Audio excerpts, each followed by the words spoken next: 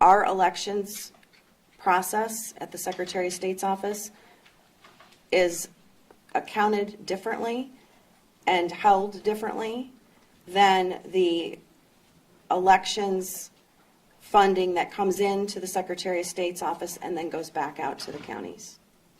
So I just want to make Madam that. Chair, can you explain how? Well, what I'm saying is when you just said it was 4.4 million, that's a lot of that is just pass-through money where we receive it and we pass it on to the counties. So I just want to be very clear. Our budget for what we consider election services at the Secretary of State's office is around 2.1 million to do what we consider our stuff.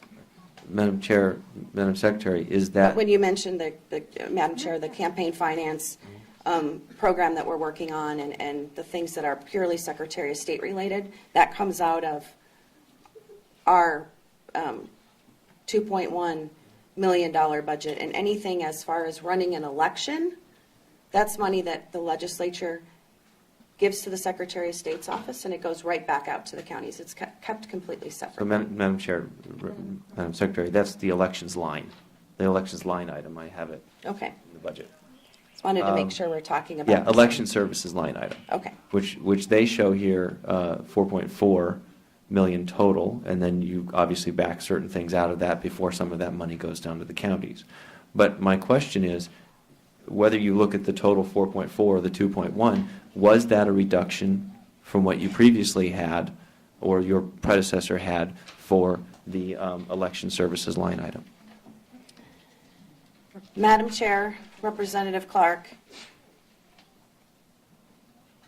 I believe it was the same as it was the year before. What I can, and I will double check on that, what I can offer you is what we discovered when I was first sworn in. And that is, we knew that there was going to be roughly a $9.6 million cost for the presidential preference election that, as we all know, comes around once every 4 years. And at that time, then Secretary of State Bennett did not get that into the budget prior to him leaving. So when I was sworn in 2015, we were looking at the current year budget that we were under, and we were kind of shocked because it should have been in there because that money should have already been in the Secretary of State coffers to give to the counties.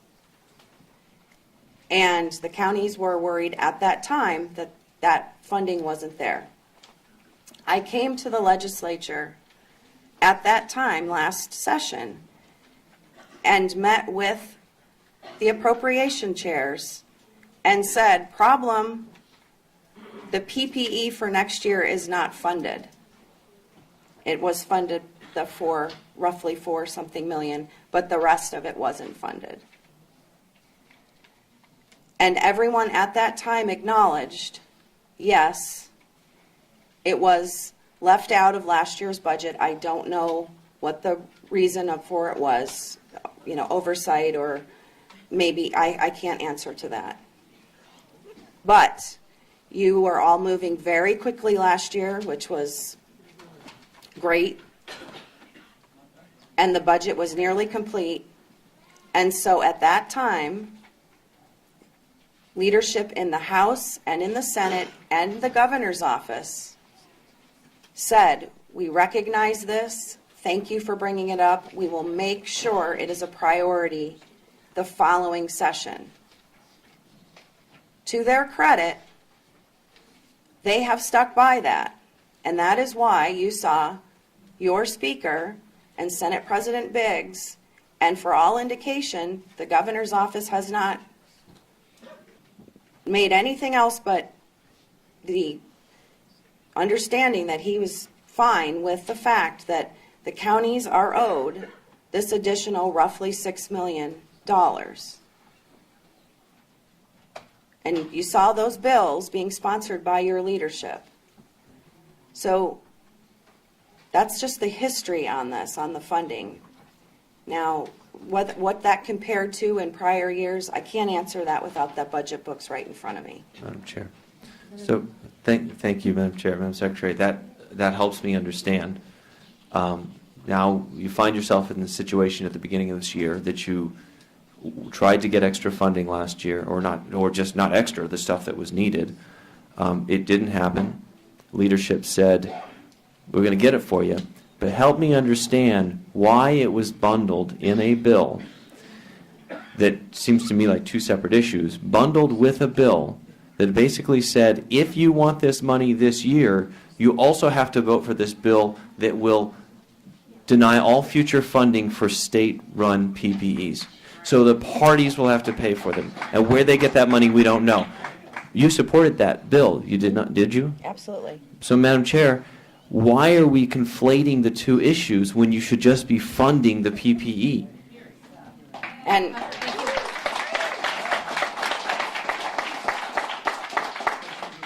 Madam Secretary. Madam Chair, Representative Clark, the decision to do one bill or to do two bills is, sure, can take responsibility for that. I prefer one bill because I thought it'd go quicker.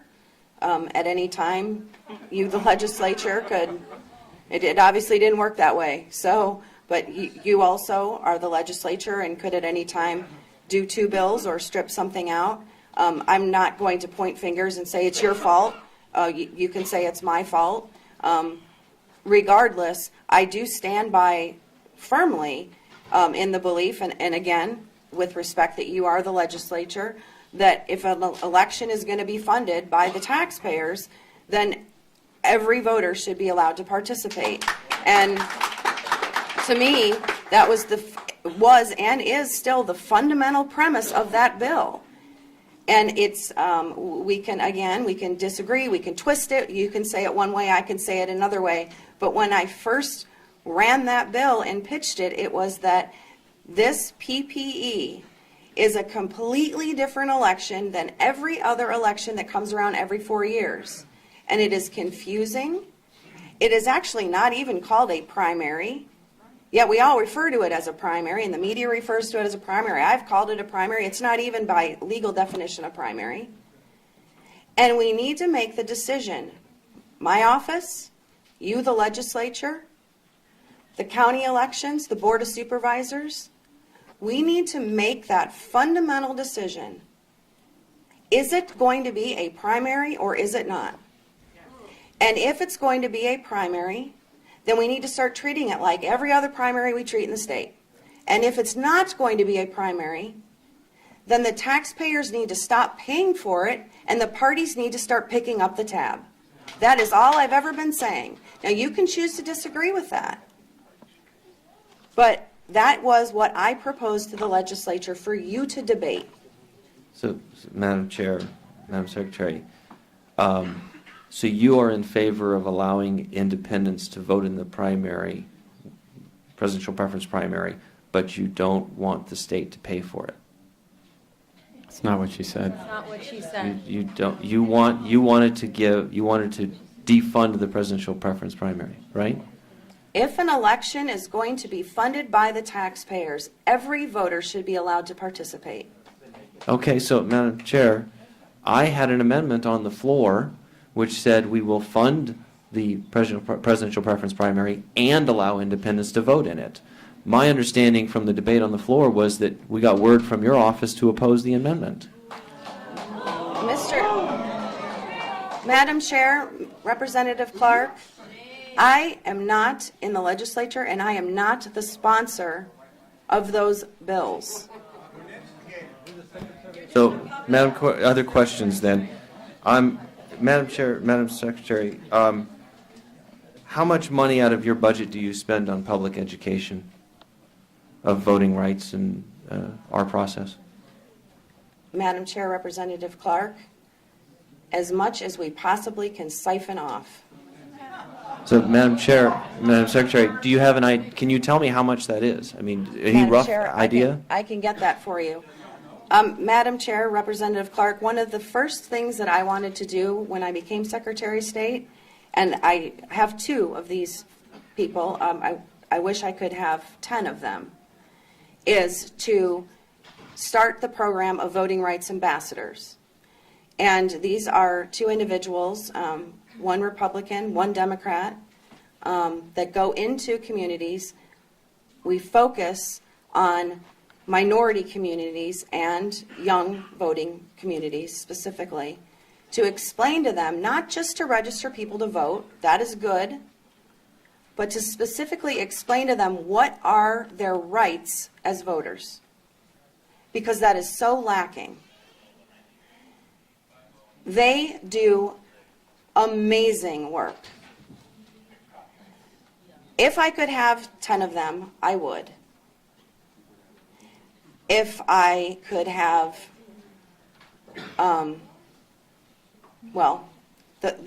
as I said, I have 2 part-time people that do that right now.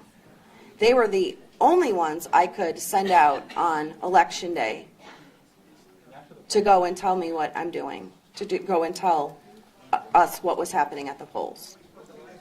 So those are the only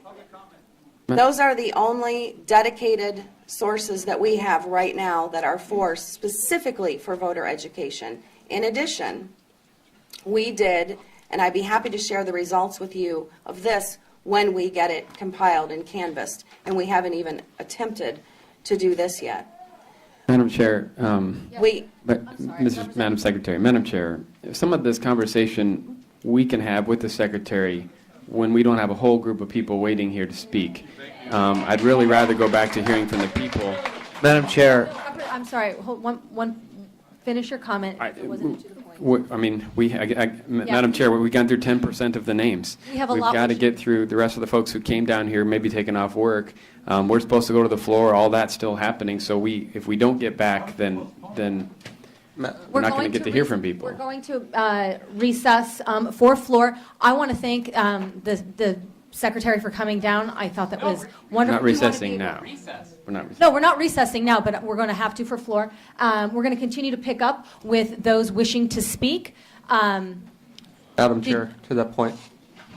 Madam Secretary, did you have any closing comments or anything you wanted to leave us with or finish a thought, it looks like? Madam Chair, I just wanted to remind people, for the record,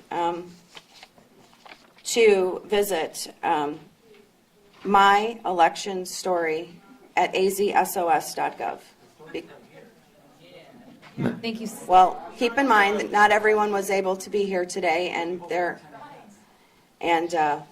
we do want to hear from everyone what actually happened in the polling places that day, because that's where we're getting some really, really, really good information that we can base changes on. So thank you for your Madam time. Chair, is my line of questioning being shut down?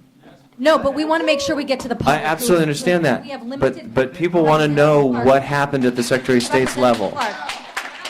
Representative Clark. We have the public here. They want to be engaged. I think you're right. Understanding and hearing about the experiences of the voters is going to be important when we craft and look at possible solutions. We have a limited amount of time. Again, I thank the Secretary for if you have. If I haven't have a closing comment, then Please do, because I'd like to get to the public testimony. You know what, Madam Chair, thank you, Madam Secretary, for answering my questions. You're right. People do want to know, and we want to hear from them. They also want to know and understand that in a state with an incredibly confusing primary system where you can vote on this state, but you can't vote on this state, why is it that the Secretary of State does not have a larger line item for educating the public? Why has the Secretary of State not been down here advocating for more funding from the legislature? I haven't heard about it in this budget year. I never saw her last budget year. Why? I heard the Secretary of State say at her press conference that she does not have power to force the counties to put in more polling places, but you've got the power of the pulpit, and you were at a press conference the day before talking about what a great primary this was going to be. These are questions that I think we should be answering as well. So with that, I'll go ahead and yield.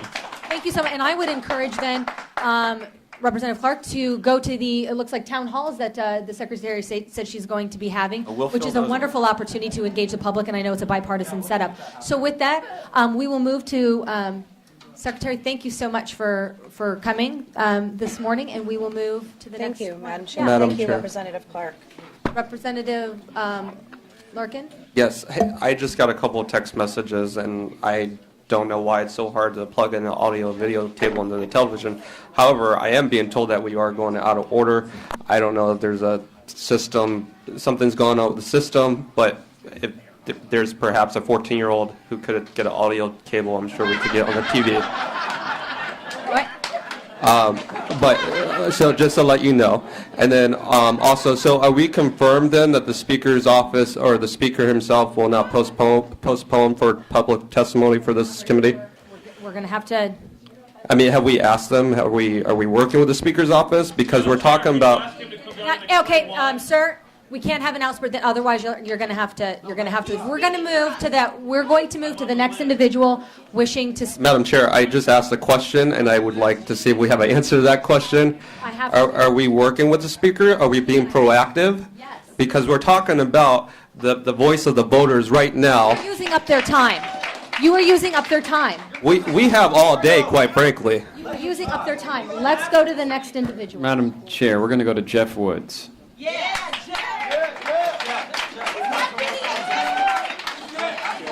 Yes, I do have video testimony. If you can please go to Phoenix Rising Media.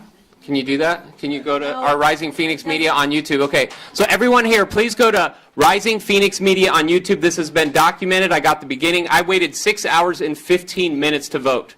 Okay, 45 minutes to park, 5.5 hours in line. We ordered pizza twice while waiting. Okay, everyone's calling out Michelle Regan and Helen Purcell, and that is totally justifiable. I want to call out one group in particular that should have known about this and alerted the public: the media, the mainstream corporate media in here. Anyone covering elections would have known. In 2008 we had 400, then we went with a uncontested Democratic primary in 2012 with 200 down to 60. It is your fault. You're supposed to be the fourth estate. You did not inform the public. No one knew about early voting, and I want to call it the Arizona Democratic Party as well for not letting anyone know that there was early voting, okay? If they knew there was going to be a problem, you know why they didn't tell anybody? Because they have their candidate already. Her name is Hillary Clinton, okay? That is why. Who do you think was changing all those names? Who do you think was changing all those names, okay? I know of at least 4,000 people. Okay, there's been 4,000 confirmed people that had the registration changed. Everyone that I know that had the registration changed was a Bernie Sanders supporter. Okay, I want a federal investigation and a nonpartisan recount of this entire vote. We need another day of voting. Okay, we need to count all provisional ballots. Okay, that's what we need to do. Okay. I waited in a church after waiting in line in the wind and the heat for 3 hours, and there was a pastor telling us to show up on Easter Sunday. There is supposed to be a separation of church and state. I expect you to rectify this issue. Thank you. Thank you, sir. Thank you, sir. The next individual wishing to speak Is Di Dawson?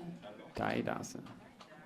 Hi, my name is Day 1 minute, just Day so Dawson. you get to the microphone. so we can- Just something that doesn't matter yet. My name is Day Dawson. Great, thanks for coming. I had 4 minutes written. I'm going to shorten it for you folks. You need to do that. Yes, sir. Thank you for giving me permission.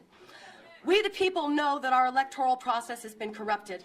This is not some sort of conspiracy theory. This is not some sort of a sick joke, and this is perhaps especially true in Maricopa County. In 2012, the Spanish sample ballot in my district had the wrong date printed on the Spanish ballot and only on the Spanish ballot. In 2016, polling sites show a clear division at McDowell Road. This is especially disturbing because until the late 1960s, people of color were not allowed to live north of McDowell Road. Voter suppression was blatant in Maricopa County. The racially and economically oriented placement of polling sites is disgraceful. I hope that all of you have taken the time to look at a map and see how few polling places were available in South and Southwest Phoenix, south of McDowell Road. The fraudulent fiasco guised as a presidential primary on March 22nd, 2016 needs to be nullified, and constituents need to be allowed to vote. Some of us to re-vote. All who were not able to vote need to be recognized, and all votes need to be counted. Many petitions are currently circulating for an investigation of this atrocity and a re-vote on June 7th. Hundreds of thousands of signatures on over a dozen such petitions have been 30 created. seconds. Let that implore you. All right. I spent 5 hours in line. Pandering to the elite while neglecting the poor is a recipe for corruption, and we are a living example right here, right now. The corruption has become so established that it got comfortable. So comfortable that it got lazy. So lazy that you got caught. No more voter suppression can be tolerated in Maricopa County.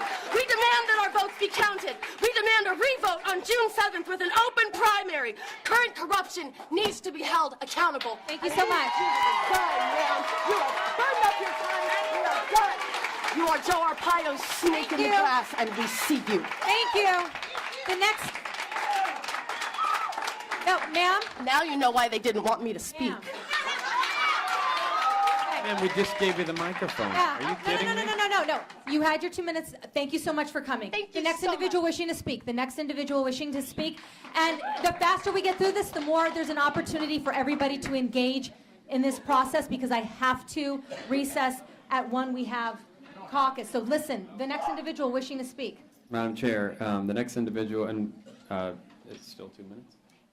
Yes. If you want to condense it so more of your more of your colleagues can We speak. have Joanne Woods, followed by Juan Cassian.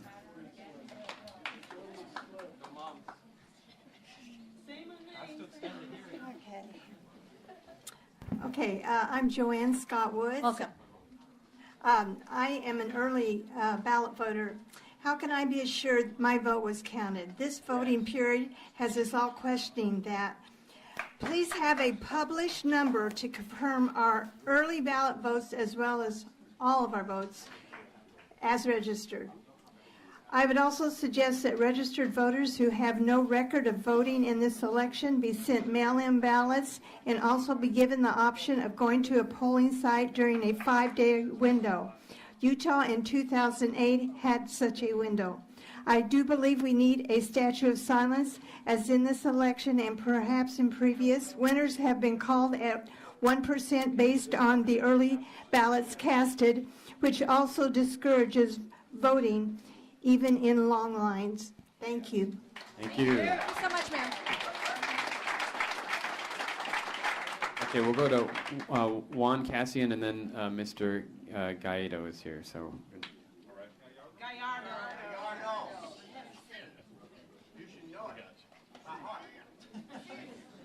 Thank you very much. Is Juan here? All right, Mr. Supervisor, would you like to speak? Thank you so much for coming. Please introduce yourself for the record. Sure, thank you. Madam Chair, members of the committee, Supervisor Steve Gallardo, Maricopa County Board of Supervisors, District 5. Let me start off by saying this, and this is something I hope the legislature takes into consideration, and that is the idea of having another day of voting. This can be done, folks. This can be done. If the political will is there, it can be done. And that's a discussion that has to happen within the legislature, the governor's office. That is a discussion and something that should be done. If not, then I think if there's ever a challenge to the canvass of the election, this is a perfect example. This canvass has to be challenged and allow the courts to decide how to move forward, because the fact is this, because I was out there at most of these polling places. I drove around as many as I could, and there were a number of people that were disenfranchised. There were, bottom line. They did everything they were supposed to do. They registered to vote on time. They looked up to find out where they needed to go. They showed up on time. Unfortunately, they were not able to make it all the way up to the polling booth for a number of reasons. That alone, and the number of folks that were in that situation, I believe qualifies for another day of voting. Folks, you listen to a lot of the issues that have been brought up forward right now. These aren't new issues. Many of these bills I've introduced myself sitting as a member of the legislature. I've introduced a bill back in 2008 dealing with independent voters on the presidential primary election. I introduced it in 2013 to allow independents to participate in our presidential election. So this isn't anything new. A lot of the issues that have been brought forward have been bills introduced by current members of the legislature or in the past. So I think we need major overhaul of our election system. We do. We need to address the voter ID provision. It doesn't work. You just heard from some students right now, some students that have testified. We need to expand it to allow students the opportunity to utilize their student IDs in order to be able to vote. We need monumental changes when it comes to our election laws. So what we can learn from Tuesday is our election system is broken and we got to fix it. And it comes from the legislature looking at policies. Now, granted, there were some bad decisions made in the recorder's office. No one's going to say there wasn't. But we can learn from these mistakes and make sure in the past these never happen again. Gallardo, So, thank you very much for your thank you. testimony. That's the point of these proceedings. Madam Chair. Thank you. Representative Wenninger, please. Commissioner Gallardo, I watched the meeting that you guys had of the County Board of Supervisors. And I heard, listening, it was a voice vote, but it was you did bring up some questions and you questioned the sixth, but it was a unanimous vote by your board to go forward with this plan. And I should have called a roll call Sure. vote, and that was the plan, was to Through call the for a chair. roll call, I'm sorry, Madam Chair, Representative, is to call for a roll call vote. But the discussion even started before that. We had brought up to the attention of the recorder's office that we did not have enough polling places. We needed additional polling places. My office was told, including myself, no, that was not going to happen. We were not going to bring in additional polling places. It was brought to the board that they were going to change, and they did. They changed the actual language on the agenda to say that it was these 60 polling places with the opening for additional polling places. We were told that they were going to have additional polling places. When the final list came out, those additional polling places were not there. When we inquired, both not only myself, but another district inquired, we were told that, oh, no. That's only for Proposition 123, the May 17th election. So were we misled? Yes. Should there have been additional polling places? Yes. I had discussions with the media. I've talked to many people in the media. I talked to the political party, the Democratic Party. I talked to several folks about this. This was a big problem. I talked about it on the radio station. This was a problem. We saw it coming. And unfortunately, this election continued to move forward. We can fix this. Okay. But it takes big changes, and it comes from the legislature as well. We need education funding. I was part of the HAVA committee back in 2004 after the Bush v. Gore election. We had $47 million. A good number of that went into voter education. How much money has the state paid in terms of educating the voter? Not a nickel. Not a nickel. Nothing has been spent. So I think there's a lot we can do, and I look forward to working with the legislature to make sure that, one, that it never happens again, and two, that we have the laws in place to ensure that everyone has the constitutional right to vote. Madam Chair. Representative Wenninger. I agree with you, and I look forward to working. I'll work with you personally on getting whatever problems we can get fixed. We have to be solutions-based, but with all due respect, to be specific, I mean, I listened. I turned the volume up a lot. There wasn't anybody who said no when they did the voice vote.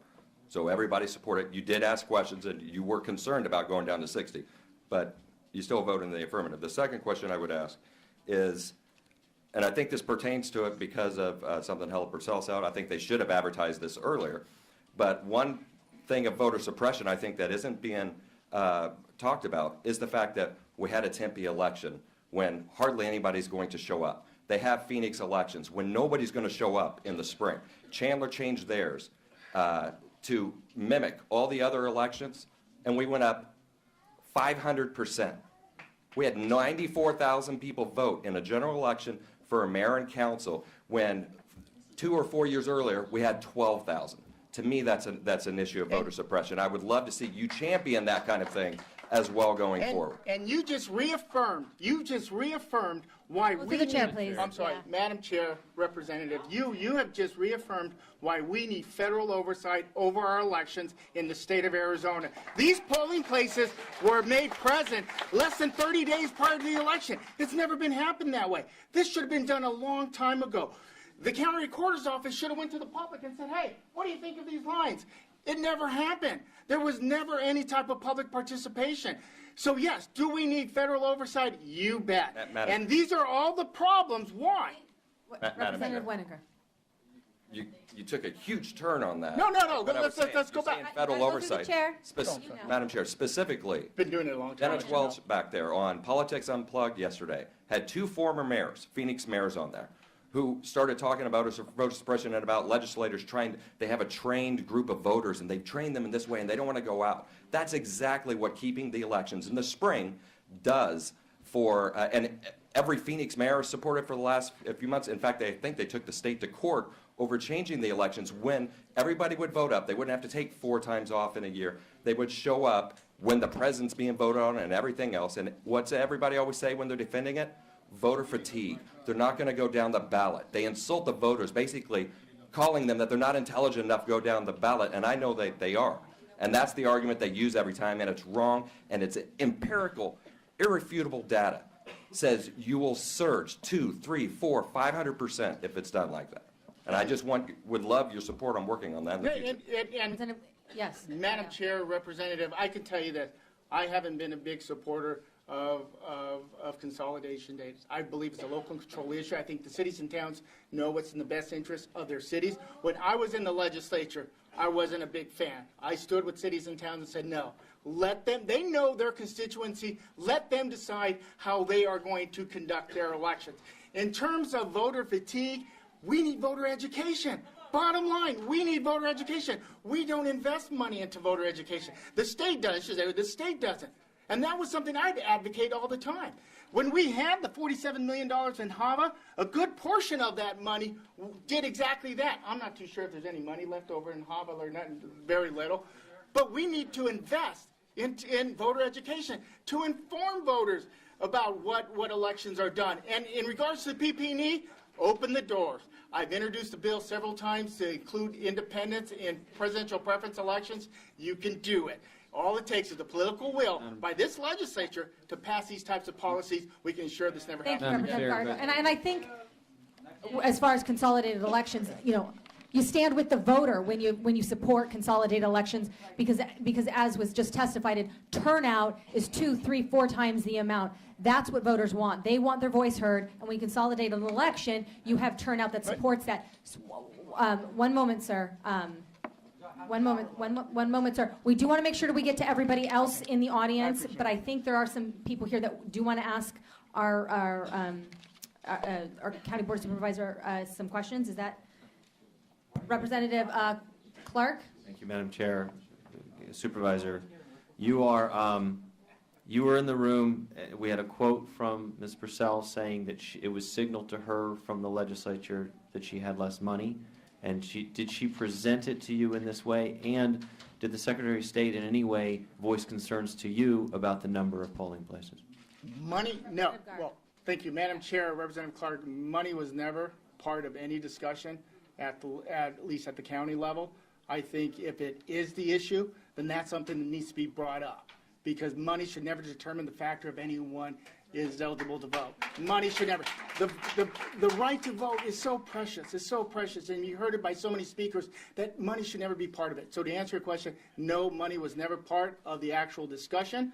The second part of your question is I don't recall anyone from the state coming to the county saying 60 polling places are not enough. I brought up the issue a number of times before the vote, during the vote. We brought up that issue. And we'll continue to question that. Thank you, sir. One last, yes, very quick. Representative Clark. So, Madam Chair, Supervisor, you worked in elections long before you were ever even in office. If we were to consolidate elections, would you agree that we would also see an increase in turnout if we put the statewide elections, governor, secretary of state, in a presidential year? Yes. I mean, to answer your So question, consolidating, yeah. if it's Yeah, good yeah, for the yeah. goose, it's good for the gander. We should put them all in the same year. Exactly. Thank you. Madam Chair, Representative Clark, bring up a good point. The reason for consolidation, let's be honest, is political. We really can, I mean, and you just pointed it out. If we really want consolidated, let's put everything on the ballot. But the fact is, politically, there's folks down here at the Capitol that would not stomach that. Yeah, you're absolutely right. Thank you, sir. Thank you. So much for coming. The next individual wishing to speak. Madam Chair? Oh, I'm sorry, Representative Larkin, did you have a follow-up to the? Well, just for your knowledge. So I have been getting, We have recess call? We will. One moment, sir. Representative Larkin. Representative Larkin has the floor.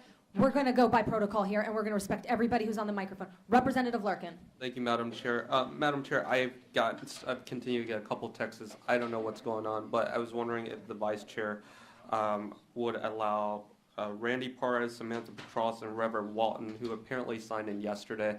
I don't know. I just want to bring it to your attention. And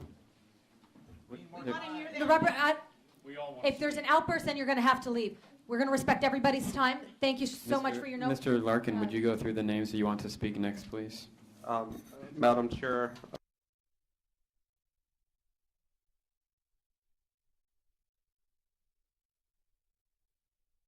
All right, guys, looks like we have lost that feed temporarily. Don't worry, we're just trying to reset our feed, so we'll be getting that in just a minute. Stay with us, guys. News Now is not going anywhere. We're going to have more of that hearing, so if you just got there, do not worry. We're going to have that for you momentarily. In the meantime, just want to go ahead and say hi. Hello, everyone. Thank you for joining me. Our photographer basically just has to power down and then restart the stream so that we can get that full stream in from that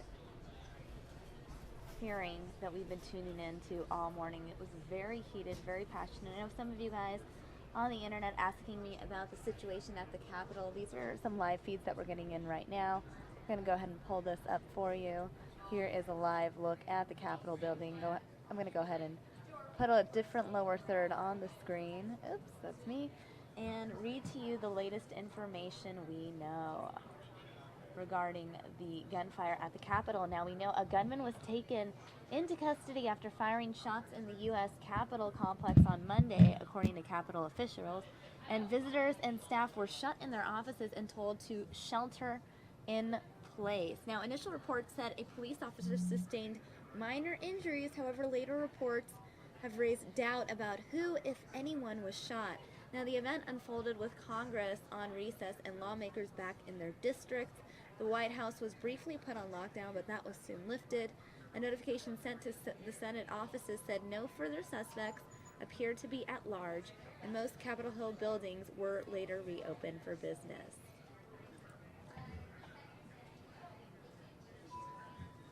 The shooting occurred in the visitor center of the sprawling Capitol complex. Staffers, reporters, and others were told to shelter in place while the incident was being investigated. Visitors were being turned away from the Capitol as emergency vehicles flooded the street and the plaza on the building's eastern side. Police, some carrying long guns, cordoned off the streets immediately around the building, which were thick with tourists visiting for spring holidays and the Cherry Blossom Festival.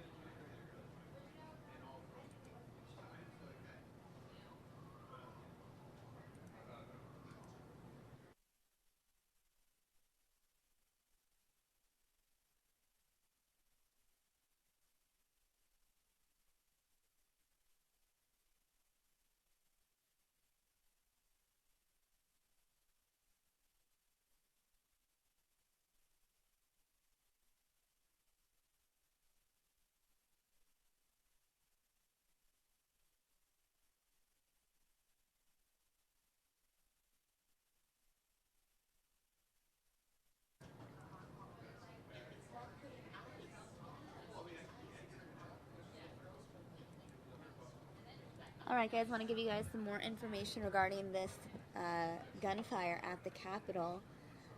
We know that a witness to the incident from California said that she was going through security at the main entrance to the Capitol Visitor Center when police told people to leave immediately. Outside on the plaza just east of the Capitol, other officers told those there to get down behind this wall. She added, I heard what sounded like 2 shots off to my left. After a while, police told her and others to keep running. She said, I felt like I was in a movie. It didn't feel real at all. All right, now it looks like we are back up.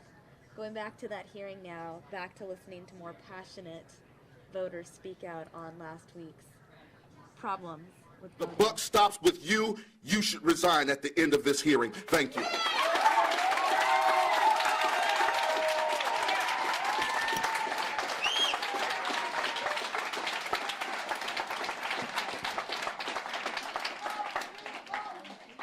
Thank you, Reverend. Can I get an amen for the Reverend?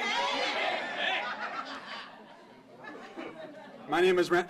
You haven't started my time yet, have you? I did. As soon as you came up to the microphone, Well, I started was just speaking. at a point of clarification. I've been told that it's the rule that the chair can make the determination on her own whether she wants to continue this or not. So that's been told as a point of order. It's not the speaker's decision. Mr. Again, Perez, my name is. in the absence of the chair, I am the acting chair. I'm going to extend the same courtesy to you I've extended to everybody else, which is 2 minutes. All right, thank you very Please much. begin. My name is Randy Parras, and I am a concerned citizen here in the state of Arizona. You know, someone brought this thing about, right now, I'm going to talk about criminal conduct. Because you all spent some time, you brought Ms. Osborne and Ms. Purcell to talk about fraud taking place in the state of Arizona. You talked about criminal conduct. You all made it a felony. If you help somebody, your neighbor, bring in a ballot, you are a felon if you successfully help them to vote. You tell me, what is the crime now when you deny people the right to vote? When you deny people the right to vote, what's the crime? What is the crime? Because check it out, a private citizen, a corporation did not deny those people the right to vote. It was under the color and of authority of the county. Taxpayer dollars denied people the right to vote. It used to be called a poll tax. If you can recite Article 1, Section 2 of the Mississippi Constitution, you're denied the right to vote. Now it's called a time tax. If you can put in a certain amount of time, you're denied your right to vote. Now why is that? Why is that? So I challenge you all, if you can make it a crime for a citizen to help somebody vote and successfully help them to vote, why can't you make it a crime when you deny 1,000 people the right to vote under the color of authority? You tell me. Because you're not interested. And you ought to be thankful, Ms. Purcell, because if you were a Democrat, every elected Republican would be coming after you, and you would resign. Respect, Mr. Perez. Excuse me? You want to talk about respect when you deny people the right to vote? When you push that voter ballot bill, you want to talk about respect, sir? When you turn in a crime to help someone vote, you want to talk about respect? You have no respect. Mr. Perez. Okay. Zero. Here's how it's going to go. Here's how it's going to go. I have been told that I have 30 more minutes. We can extend this 30 more minutes. And how the next 30 minutes is handled will be dictated by everybody in attendance. If we want to make it a productive 30 minutes, we can. We can continue testimony and get through as many people as possible. If there's disturbances, if there's outbursts, then I will end it right now and we won't be able to get as many other people to the podium. So I've been told, sir, this is, you're proving and making my point. Thank you. Everyone thank you. We want to make sure we get as many, I've got 30 more minutes. I've been told I have 30 more minutes that I'm able to extend this hearing. Then I would like to make sure I get as many people possible. All right. We're here and in it together. This is a finish my public forum. Yes. Please finish. That was 2 minutes. No, let me actually. finish. I've been around. No, Let me finish. sir, 10 sir. seconds. I just Sir. want to say this, ma'am. You're asking us to trust the very same people that created this mess to come back in May and fix it? Are you out of your mind? At what point? What if it was 8 hours? You have to have a threshold. At what point does it become incompetence and you don't have a Your job 2 anymore? minutes are done, and When are you all going to own up and be real leaders? 2 minutes Thank you. are over. We're getting the next individuals.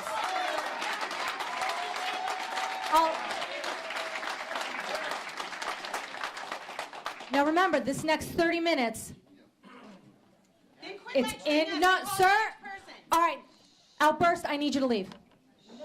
Then let's make this next 30 minutes a productive one. We have one, ma'am, at the podium, your 2 minutes starts now. Thank you so much. Strauss. My name's Samantha Pastras. I'm the executive director of the Arizona Advocacy Network. I think most of you know me very well. I've been here all year. And I commend you for having this committee. I think it's wonderful that we can hear from the Secretary of State, from the county recorder. But I'm very deeply concerned that it's all for show and that nothing substantial will come out of it. And I have several reasons for that concern. One is that there's absolutely no reason why the floor cannot wait. I encourage everyone to contact Speaker Gowan. We're putting his information up on our Twitter handle, Arizona Advocacy, on Twitter, to urge him to push the floor back so that everyone here can speak today. I'm also deeply concerned because I have sat in this committee and I have heard a bill sponsored by the chairwoman, Ugenti Rita, that makes it a Class 6 felony to deliver someone's ballot for them. I could get up to a year in jail and $150,000 just for delivering someone's ballot, and that was sponsored by the chairwoman here today. It passed through this committee on party lines. So I appreciate that you're concerned about voters, but when that bill came through here, it did not appear that you were concerned about voters. 30 seconds. Finally, there's a bill today that went through, I did not pass on party lines, perhaps, sorry. There was also a bill that's going to be heard today that completely rewrites campaign finance law. It will put special interest will be in charge of who we get elected, and it's very clear today that who we elect matters, from Secretary of State down to County Recorder. Voting is absolutely essential, and when we have money in politics, that is a barrier. They talked about it earlier. It's SB 1516. It's nearly 60 pages long. It has been shoved through this legislative session, and the Secretary of State is the one behind it who's been pushing it the entire time, although it was unfortunate she missed the committee hearing when it came through here. So I urge everyone to please, let's wait on the floor, and I would like to see some real action being done, because we have another election in 50 days, another one 5 months from now, and then one after that in 7.5 months.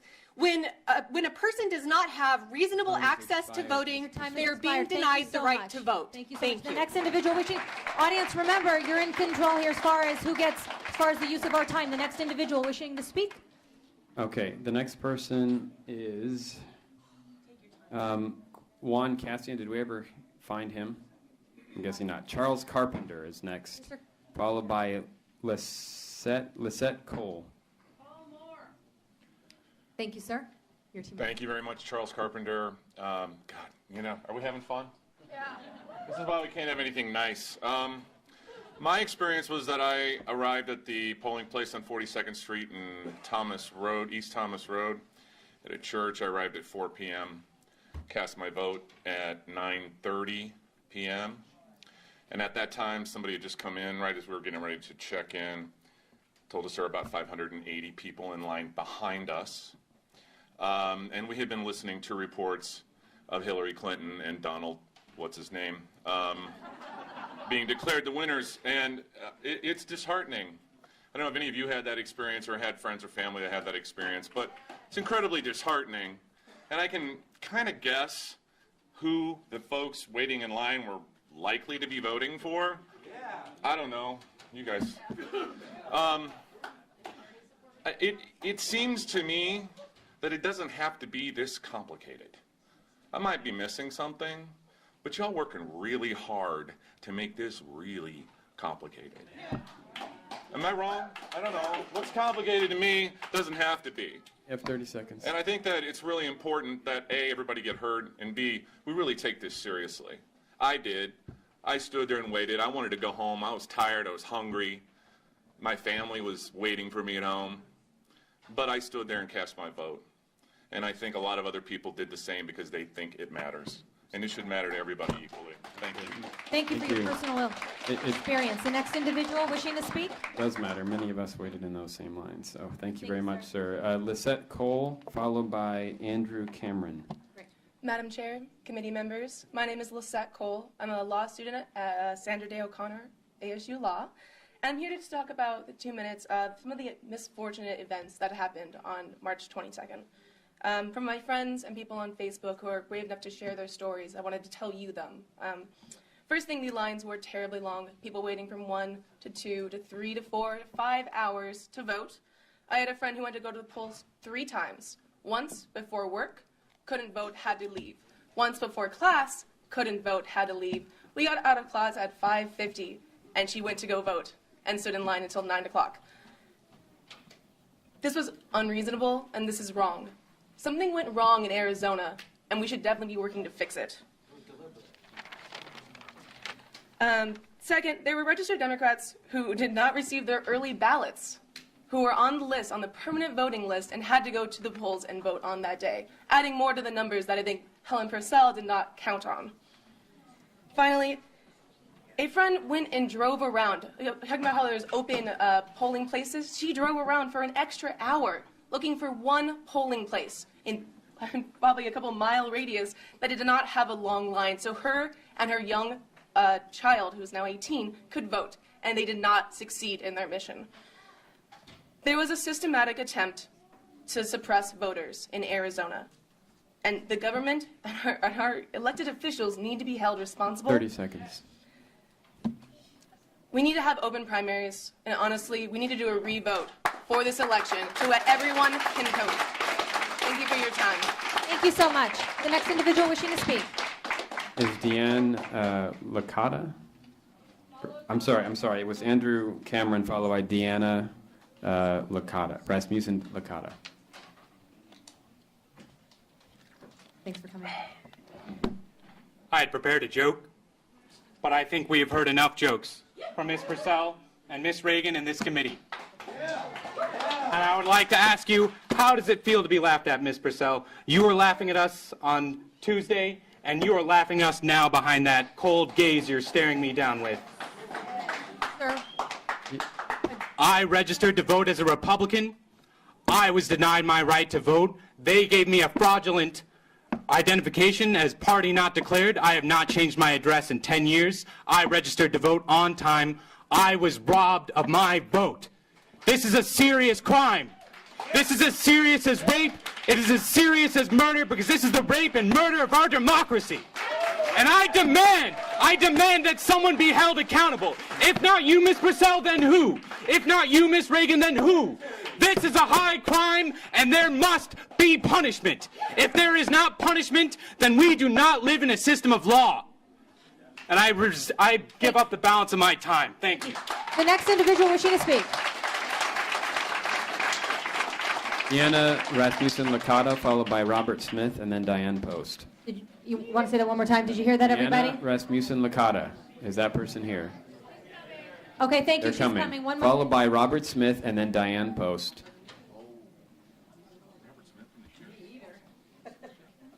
Did someone say Ms. Rasmussen Licata was coming? Okay, then we're going to go on to Mr. Robert Smith. Who's next? Is Robert Smith here? No. Diane Post. Ms. Post? Followed by Susan Bernstein. I'm a premium poll worker. I've worked for 20 years with the polls, and that means I've got extra training, and I work for 18 Madam hours. Chair, just for the record, because I'm really trying to follow who's testified and who hasn't, could you just start with your name? Diane Post. Perfect. Thank you. And I worked 18 hours that day, and I was on the poll book, so I have a lot of technical information that I would like to give you about how the poll books worked or didn't work, which I can't do in a minute. But I want to mention a couple of things. No one yet has mentioned what happened to the poll book that I was using and I know other people in my precinct were using. And that is, when you get to the last screen for a provisional voter, it comes up, select party, select ballot type. The type being which CD district you were in, 9 through 1, etc. So I would, sometimes I actually had their registered voter card. It would say Dem. I would select Dem. I would go down to select ballot type. It would only give me Republican. This started at 9:30 in the morning. I called over the inspector. We went over everything. We could not fix it. This is what we did. From then on, and I started keeping track of what was happening. It happened for 36 times for the rest of the day, and I kept track of every one. And what happened then was I was required, supposedly, to give him a Republican ballot, which I did not do. I gave him a Dem ballot. 30 seconds. I pushed the tracker receipt. On it, I wrote, was Dem. So they could audit it and see why there were more Dem ballots gone.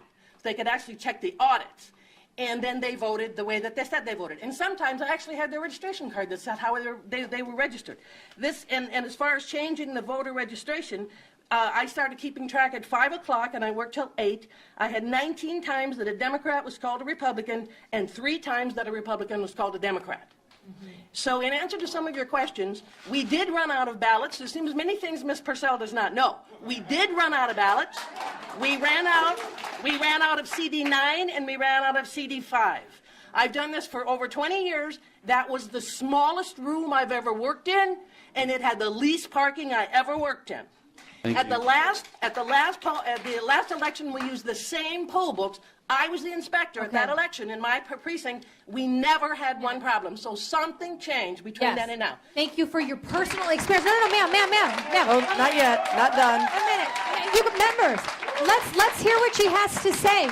Let's use our time wisely. We have a question. I thought it was really relevant testimony. Representative Carter, please. Thank you. That's why I wanted to clarify the name. Did you email all of the members of the committee? Okay, because I want to make sure that, because I want to let you know that I turned that story in, and I really appreciate you taking time to email us to provide those kind of details, because with those kind of details, we can hopefully find out what went wrong. And as far as your calling people to speak, I signed up on Saturday to speak here today. But thank you for emailing the committee members. And I just so you know have we more did. detailed information Thank you if for you your would like it at some ingenuity, time. and thank you for your ingenuity too. That was helpful. Yeah, thank you. Okay, the next individual wishing to speak.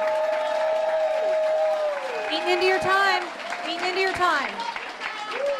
This is your time. Let's get the next individual wishing to speak. Susan Bernstein, followed by Stephen Cormany and Donald Crandall. Susan Bernstein. No Susan. let's go All to the right, next Stephen Cormany. Is Stephen here? Stephen? Okay, Donald Crandall. All right, Thank you, Donald, and then followed by Amanda Melcher and Andrew Cameron. Oh, we did Andrew, sorry. Go ahead. Thank Okay, you, my sir. name's Your name Paul. for the record, yeah. I go by my middle name. It's Paul Crandall. Chester Crandall was my first cousin, once removed. All right, for your loss. Loss for us all. So I just have a few soft questions. When was the last time that any of you had an open town hall in your district to listen to your constituents, to all of your constituents? We're doing one this evening, actually. But continue. Okay. I want your All 2 right. minutes to. Well, I was waiting for an answer. So, you get a bunch? Why do you hide behind the email on the websites instead of publishing your normal email address that allows us to do delivery and read confirmations, and you would get much more feedback if you weren't behind those website emails that apparently go to a black hole?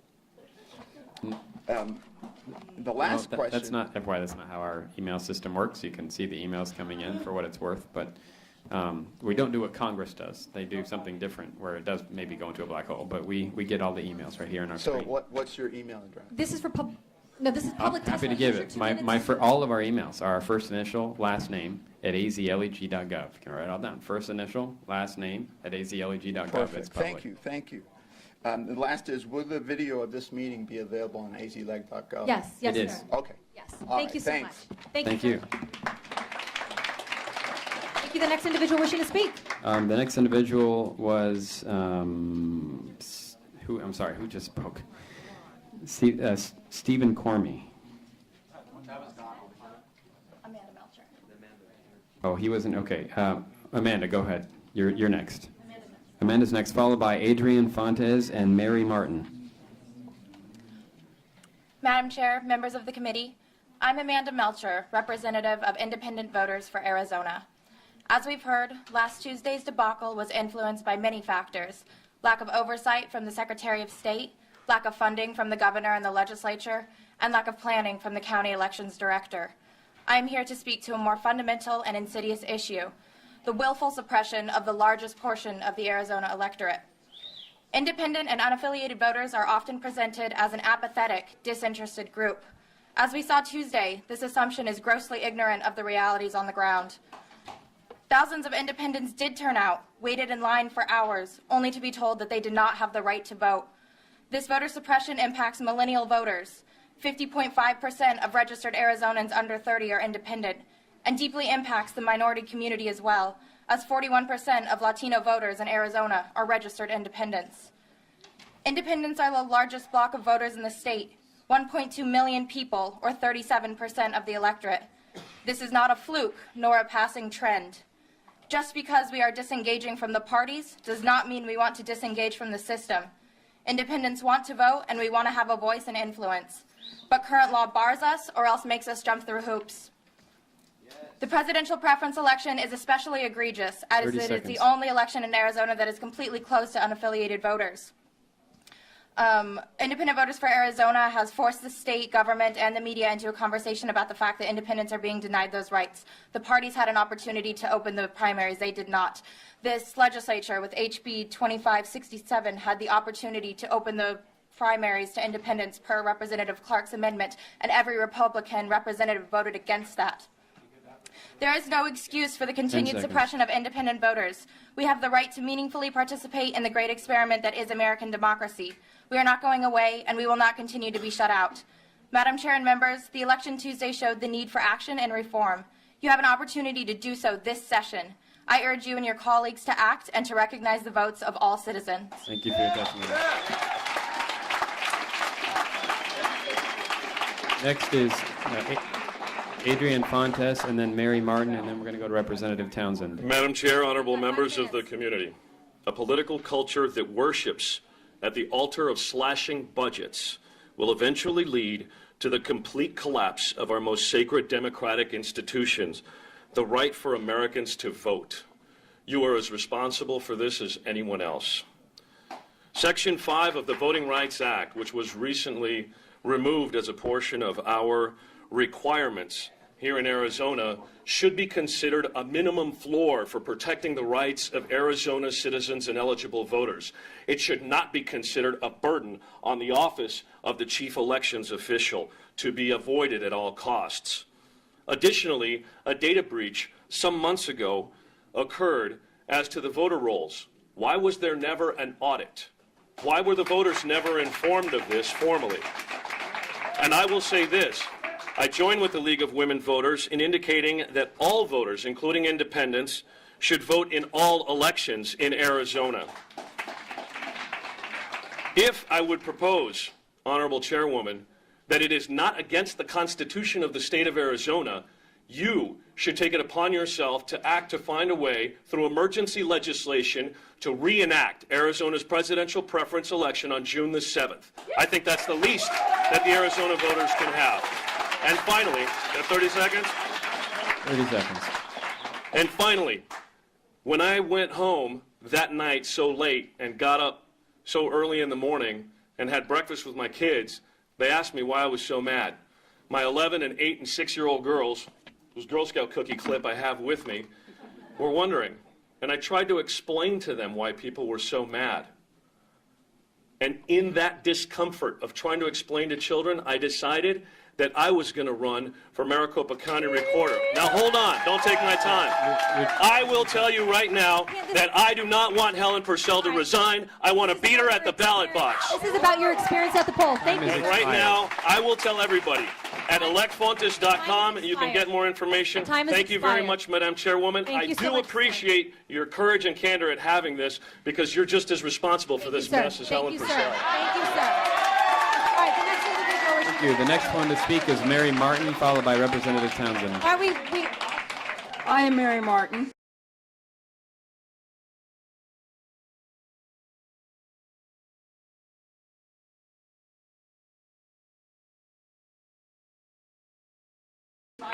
And I had to come to this. My vote counted. I didn't stand in line longer than 2 hours. My husband couldn't vote, but of course I'd be a felon if I took his vote.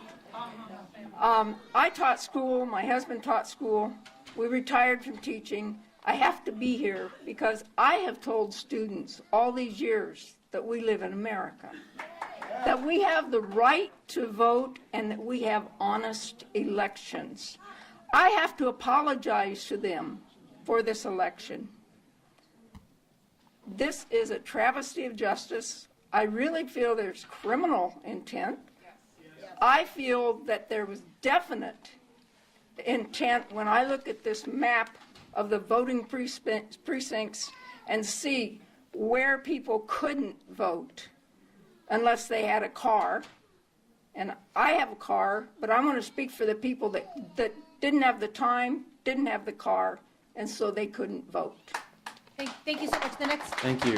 Representative Townsend, Representative Townsend? followed by Michael Martinez. And that's probably then all we will have time for, and we will be adjourning. Ms. Townsend. Representative Townsend. Thank you, Madam Chair, and members and people in the audience who've come down here from, some people from great distances. I will keep my comments short. I had several questions and several concerns. The night that this election happened, I called the Secretary of State to begin the process of finding out, do some fact checking and find out what did happen. I put out a message to my constituents asking for their experiences, and I will just share a couple with you, and then also my own experiences. But I'm most specifically concerned, everything concerns me. I'm extremely concerned with folks who have come to me who have said they have not used any MVD registration, they haven't changed their address, they've been, two of them were lifelong Republican voters, hadn't moved, hadn't re-registered. They came down to vote, stood in the lines, and found out that the husband was registered as other, and she was registered as a libertarian. And so somewhere something has gone wrong. I know we're all very upset and we want to point fingers and hang somebody today, but I would much prefer that we go through a fact-finding process. And I do sit on the Joint Legislative Audit Committee, and I have asked my assistant to request over to the Senate that we hold a hearing for the Joint Legislative Audit Committee, because I'm a state representative and this is what we can do, requesting that we have an audit, the Auditor General come through and audit and find out specifically those types of situations that have no explanation. Do a forensic look and see why did her Republican voter registration switch to Libertarian, and the others, as well as everything else. I want to know, why did I get 2 ballots in the mail for myself? I would like to know things like, Highway Baptist Church in my district, there was no parking because the parking was being resurfaced, the parking lot. There's several questions I have, but voters, rest assured, those people sitting up here on this dais, as well as myself and everybody else in this legislative body, want answers as much as you do. I know we want to sling arrows at them. I commend Michelle Ugenzi-Rita for having this meeting, and you can rest assured that we will find out these answers for you. Thank you. Thank you, Ms. Thank you so Townsend. much. Thank you. Mr. Martinez. Mr. Martinez. Excuse me. This is, I and then waited we're going to have online for 4 hours at the polls, and I had to leave. I have a disability. Your name I for the came record, down you here. have- I've been ma'am. on the list. I'm not going to leave here like I had to leave the polls without giving my 2 minutes of If testimony. you've not been called up, then you'll have to leave. We have one please other state your person. name. It takes 2 minutes. Please just state your name. My name is Barbara Brown. I went to the church on 7th Avenue. I live in Maricopa County for 40 years, and I had to leave. There was no disability parking, and there was no substantial Madam Chair, parking. just let her speak. No ADA compliant. I want that on record. Yeah, you're going to have. We have it. This is a lie that was disseminated in the Madam pamphlet. Chair, I will give up a the minute microphone of is my not time. in. I'm Michael Martinez. I will give No. up a minute of my time to let her speak, please. Thank you. You And then- if you want to arrest me, I'm glad to go to jail on this. Okay. No, they said I could speak now. Excuse me, are you saying? I need to. Mr. Martinez has given up a minute of his time. Yeah, he's given up 1 minute of You his have time. 1 minute. You have 1 minute, ma'am. 1 minute. My name is Barbara Brown. I'm a registered voter. Okay, my name is Barbara Brown. I'm a registered voter. I'm 70 years old. I've been a registered voter here for 40 years. I went to the church, and I could not find any handicap parking. I couldn't find any parking for 45 minutes. Stayed online from 5:45 till 10 o'clock. I was in extreme pain. I already heard that people who stayed in line and voted were brave and tenacious. I am both brave and I am very tenacious. Take my word for it. So the people who had to leave, it's not because they weren't brave or they weren't tenacious. They just couldn't wait. 4 hours was more than enough. Not only that, I am on the early voter list, and I'm saying I did get a vote, and then either it was misplaced or mailed accidentally. I was going to hand deliver it. I went into the voting place and said I was handicapped, said I had an early vote, but I wasn't sure what happened. Could they check? And I checked on the internet. There was no way of checking. They said I had to wait online and do a provisional vote. I said, I'm going to have to leave then because I can't stand online. They said there's nothing we can do. We got this handout this morning, and it said ADA compliant. It was not. There was no parking. So much. Your minute's up. I appreciate your testimony, and we have. This will be our last. This will be our last speaker, sir. Thank you so much for your patience. We appreciate you have 1 minute. Yeah, 1 minute. Madam Chair, Representatives, my name is Michael Martinez. I'm the Director of Legislative Affairs for the Arizona Students Association. I wanted to share a few stories. The first being that we registered hundreds of students before the February 22nd deadline. Many of them told us that they were not registered as they were supposed to be registered. We have spent a lot of time at the county recorder's office, so it really, we personally turned in those registration forms before the deadline. So I know that they should have been re-registered how they wanted to be registered, and were either turned away from the polling place or had to vote provisionally, which I think is an outrage. The other thing is, I personally spent 5 hours at a voting location talking to voters. There were people there that were there longer than I was, that stayed after polling. I left at 8:30. There were still 200 people in line. And that voting location, Escalante Center, was smack dab in between the largest community college in the nation and the largest university in the nation. They had one polling location for 100,000 students. Think about how ridiculous that seems. Finally, I live in West Mesa. Representative Meadows-Nard, I know you represented part of West Mesa before. I want to say that I was talking to Mesa Vice Mayor Dennis Kavanaugh, and he let me know that West Mesa didn't have a single voting location. You had to go either all the way to Lindsay Road in East Mesa or into Tempe to vote. And I will share, I do have a map that I want to share. I know I'm out of time, Representative Meadows-Nard. I will share this, I will send it to you. I had a friend who set up polling locations on a map in Maricopa County compared to poverty rates for each section. And there was 2 voting locations in areas with high poverty rates, and vast majority of the polling locations were too far away from these impoverished areas for people who didn't have cars to get to spend time to get to, and it's absolutely ridiculous. Someone needs to be held accountable. Not just take responsibility, but be held accountable for the people that didn't get the vote, and I'm hoping that happens today. Thank you. Thank you, sir. And with that, Madam Chair, Gotta say something. Madam Chair.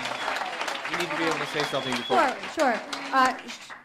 I've been told I have to just, you have one, you've got a very, very short window, please. Yes, Madam Chair, I just want to just remind you, as chairwoman, you can continue this committee.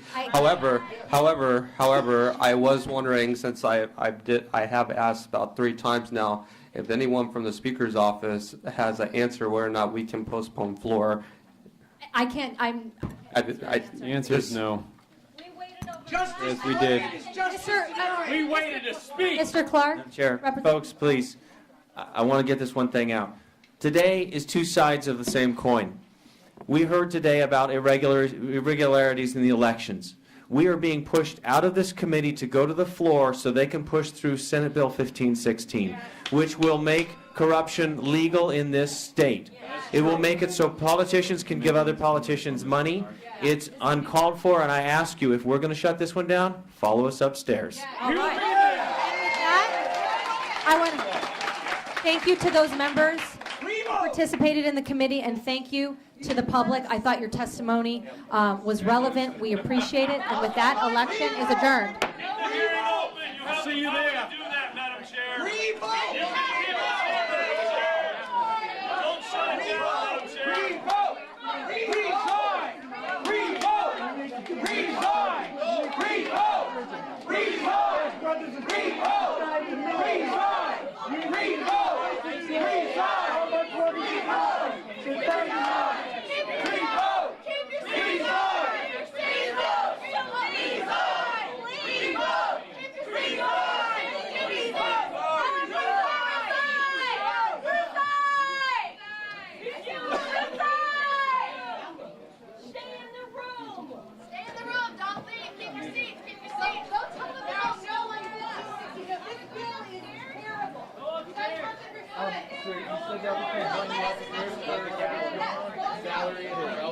job there, sir. Gallery. Everyone follow, please.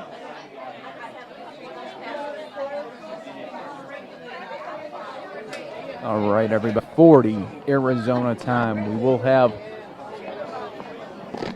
the full committee hearing on our YouTube page later tonight. So if you missed any part of it, we'll have parts 1 and 2 on there. Now we are going to be heading to the Capitol Hill, U.S. Capitol Hill, where they are going to be having a press conference coming up in just a little bit on the shooting that occurred there about an hour ago.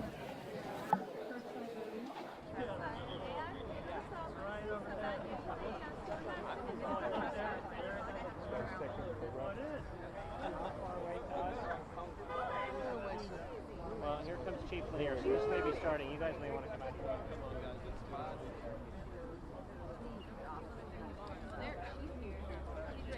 Yeah, Chief Lanier is here, so this is going to start. Out of the break. Chief Lanier is here.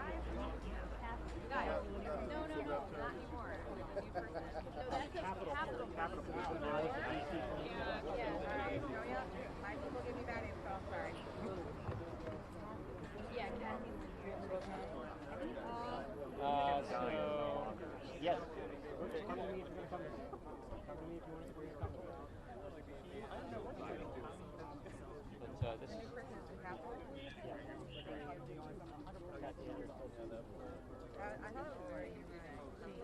Dirksen open. They weren't letting people out.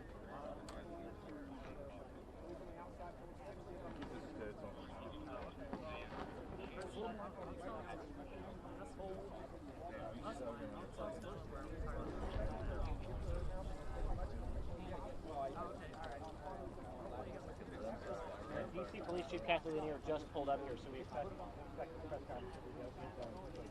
But I can tell you from hearing from law enforcement sources that the AODF and the law enforcement they were among the speculation from everyone who was Capitol Police and traced the history of the gun here at the city on the many investigations that is now going to full here as we await an update from.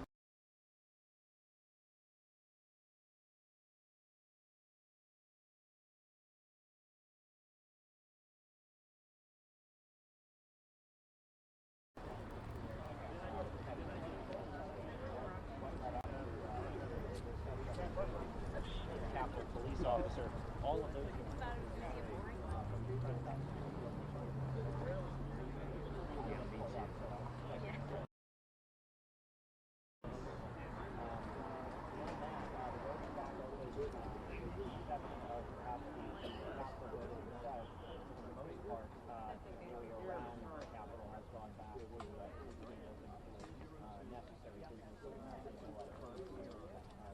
All right, and everybody, once again, we are waiting for this press conference to begin at the U.S. Capitol.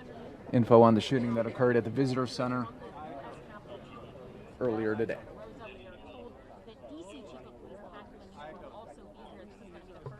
Really official, concrete update we're going to get from police. We're told they should be here any minute now. We got kind of a warning about 5 minutes ago that they were on their way. We don't know exactly what they're going to be telling us, but as I said, we have not had an official announcement from U.S. Capitol Police yet. We thought we were going to get one about 30, 40 minutes ago. We didn't. This is really the first and most complete information we have from police so far, and there are a lot of different media here on the corner of First and Constitution, waiting to hear from both of them.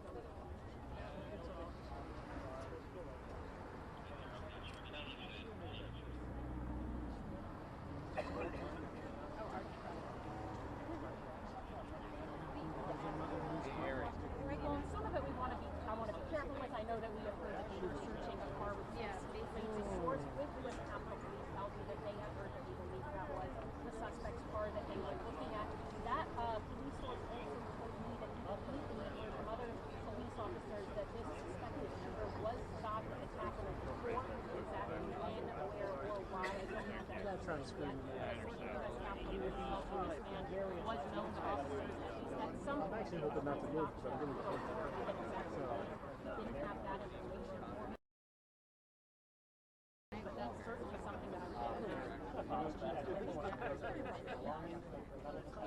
elections is you go to their metal detectors and there's 6 legs and these screening report that went to the Capitol Police officer, and additional officers are there just behind the microphone. You know, I haven't really gotten much information on exactly how they can get let down from police, but I did hear from some people who were inside. I spoke with a couple and their son who were in the cafeteria at the visitor center. It's far more likely that he encountered an officer either at that checkpoint or before he entered the visitor center. The very first thing you encounter when you open those very heavy visitor center doors is a security checkpoint staffed by. This is the best angle, or the only angle. I know you want your picture.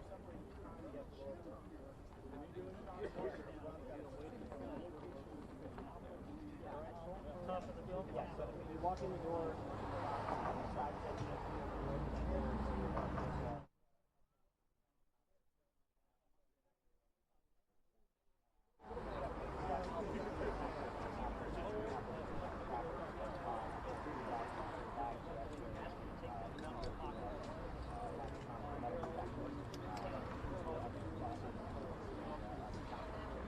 people will line up outside the building.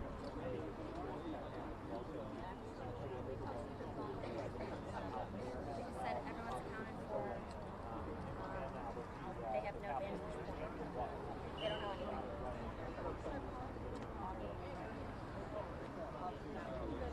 You could just recall Santa. Since, then again, Reagan is Jacqueline. Jacqueline. All right. Hands up, everybody. This is like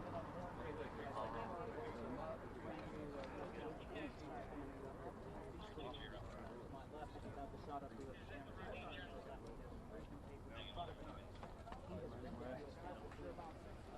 Many years. Last year, he just succeeded Tim Dunn. Now he's no longer.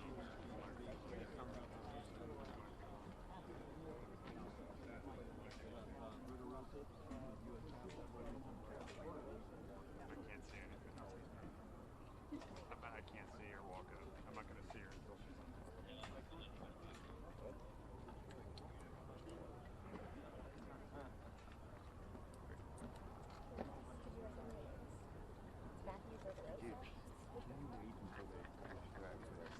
Oh, there he is. When they're walking up, they want to get shot. Yes, I remember this because I was in my office and just walked the officer. He was over and made a ruckus. In fact, I went out in the hallway and they arrested. Again, you got to remember, we can't tell if he's among the house. But I just happened to rumble on his officer. Here we go. Before he walks up there. Here you go. Press restarting. Walking to the microphone right now.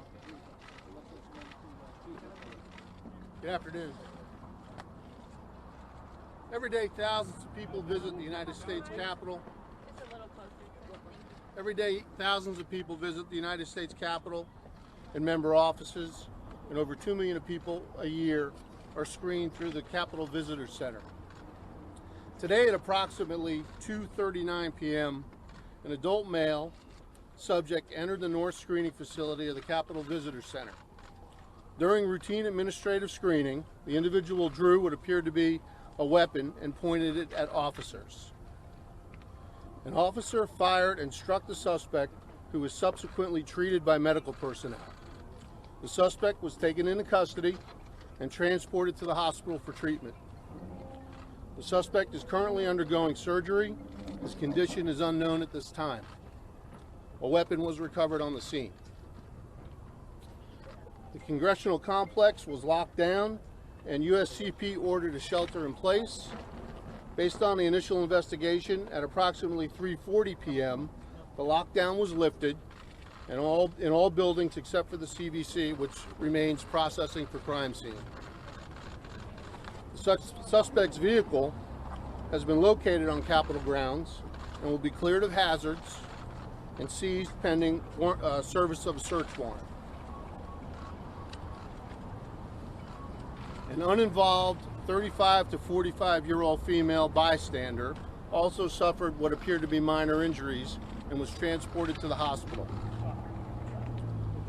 No officers were injured.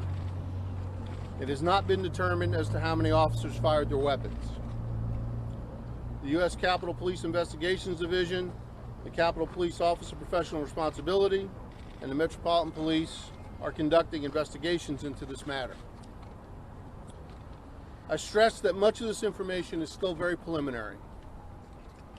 I want to stress that while this is preliminary, based on the initial investigation, we believe that this is an act of a single person who has frequented the Capitol grounds before, and there is no reason to believe that this is anything more than a criminal act. As additional information is gained, I'll provide as much as I can through our Public Information Office. I want to assure the American and visiting public that the U.S. Capitol Police officers continue to protect the Capitol and the CVC. For all who visit, we expect regular order of business tomorrow morning at the Capitol Visitor Center, so people can safely visit the United States Capitol and their member offices. Again, this is preliminary information. As we get more information, I'll be happy to provide it through our regular PIO sources. Chief, is this suspect known to you, known to the Capitol Police? While we have not, I have not received confirmation about who the suspect is. We believe that the suspect is known to us. And how was he known to you, sir? Through previous contacts. Were there disruptions, sir? This was the individual who disrupted the House chamber last fall, the gentleman from Tennessee. I can't comment on that right now. Chief, have charges been filed? Not at this point. Chief, there's been a lot of talk about... Not at this point. Chief, there's been a lot of talk about security lately in light of what happened in Brussels. This checkpoint at the CBC was designed to identify a threat before it could get into the Capitol. Did this work the way it was designed today? Are you satisfied with the response? It appears that the screening process works the way it's supposed to. That's correct. Again, this is preliminary, and I know you want as much information as I could possibly give you, but without confirming some things, I really don't want to give you bad information. I'd rather just give you the information when we confirm it. I'll try to provide as much information as I can so that you can certainly get it out to the public. Chief, on the call. I want to thank you very much. Anybody else? Any other concerns about other people involved in any form? Security. If you can hear me, that was U.S. Capitol Police Chief Matthew Verderosa. All right, and folks, and that was the very latest that we could get from the chief there, talking about the shooting that happened earlier today at the U.S. Capitol. You guys are watching Fox 10 News Now, part of fox10phoenix.com. Earlier today, while we were showcasing the Arizona Election Committee, Ted Cruz did speak during a press conference.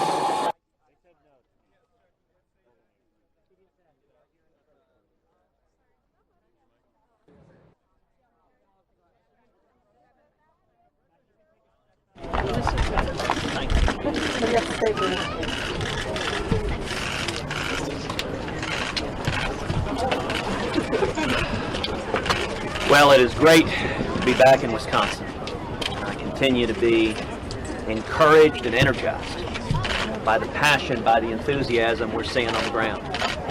What we're seeing here in Wisconsin is what we're seeing across the country. We're seeing Republicans coming together, unifying behind this campaign. We're seeing the voice of unity bringing together Republicans and independents and libertarians and even Reagan Democrats who are fed up by the failures of the last 7 years of the Obama-Clinton economy, who are fed up by the failures of a commander-in-chief who refuses to stand up and defend against the very real threats we face in the world. You know, all of us today are still reacting in horror to last week's terror attack in Brussels. And we are reacting in disbelief to a president, a commander-in-chief, that refuses even to acknowledge the enemy we face, refuses to say the words radical Islamic terrorism, much less do anything about defeating it. The time for political correctness is over. Enough is enough. We need a commander-in-chief who is focused on defending this country, on defeating radical Islamic terrorism, and on utterly and completely destroying ISIS. For 7 years, we haven't had that. For 7 years, we've had a president who goes on national television and lectures Americans on Islamophobia. We need instead a president who will keep us safe. If I am elected president, we will utterly and completely destroy ISIS. Jihadists across the globe, their day of reckoning is coming. And I'll tell you, here in Wisconsin, people are hungry for jobs and economic growth again. We've been trapped in stagnation, trapped people out of work, trapped wages stagnating.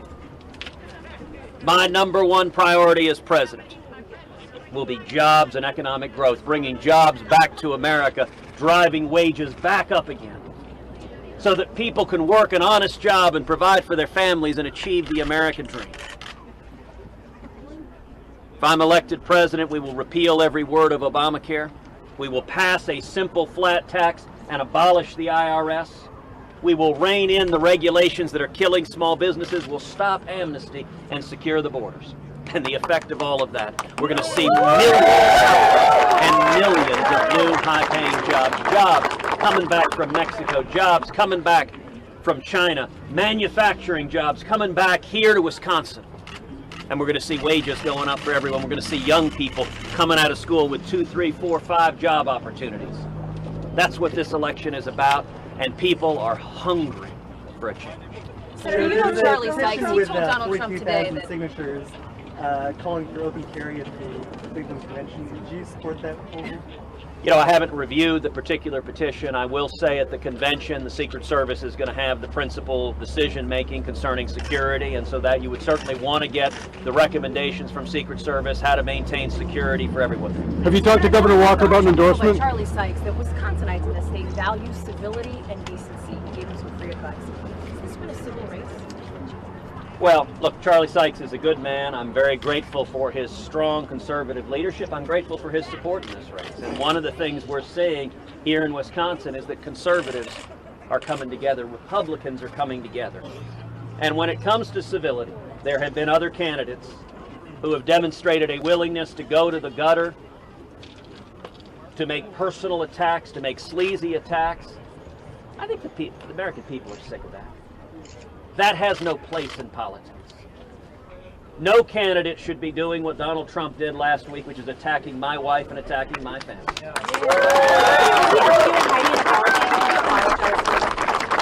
I recognize that the favorite thing for folks in the media to cover is Donald Trump's latest tweet late at night. But let me give an answer for the American people. Who cares? Who cares what Donald is tweeting late at night? We need real solutions for the real problems in this country. That's the focus of my campaign, is jobs and economic growth and raising wages and protecting America and keeping us safe from radical Islamic terrorism. I have no interest in going down in the mud with Donald Trump. I'm going to stay focused where the voters and where Americans are focused, which is how we turn our country around and how we bring back jobs and opportunity and security to this country. What about his threat of a lawsuit regarding the delegate count? Bill today? Reaction? I thought that was very disappointing. That's right. To see Governor Deal in Georgia side with leftist activists and side against religious liberty. You know, religious liberty is the very first right protected in the First Amendment of the Bill of Rights. We're a nation, if you look at our history, we are a nation that was founded by men and women fleeing religious oppression and coming to a new land where every one of us could seek out and worship the Lord God Almighty with all of our hearts, minds, and souls. Amen. And it wasn't too long ago that religious liberty enjoyed bipartisan support. The Religious Freedom Restoration Act, passed a couple decades ago, nearly unanimously, the United States Congress, was signed into law by a Democrat, Bill Clinton. This legislation, state after state has taken it up, very similar to the federal legislation, except now the modern Democratic Party has determined its old support of religious liberty is no longer relevant. The modern Democratic Party has determined that religious faith is inconsistent with its political objectives. I think that's shameful. You know, it used to be that political parties, we would argue about marginal tax rates, and you could have disagreements about what the level of taxation should be, but on religious liberty, on protecting the rights of every American, to practice and live according to our faith, live according to our conscience, we all came together. That ought to be a bipartisan commitment, and I was disappointed to see Governor Deal not defend religious liberty. What about in North Carolina? Last question regarding the delegate. Last question. I'm sorry? Trump's threat of a lawsuit regarding the delegate count in Louisiana. Well, you know, I'm always amused when Donald doesn't know what to do and so threatens lawsuits. He's someone who's used lawsuits his entire career to try to bully people. So he's threatening the voters, he's threatening people who tweet, he's threatening people who exercise the First Amendment. You know what? Who cares? He can threaten whoever he likes. I think the American people are getting tired of it. These are serious times.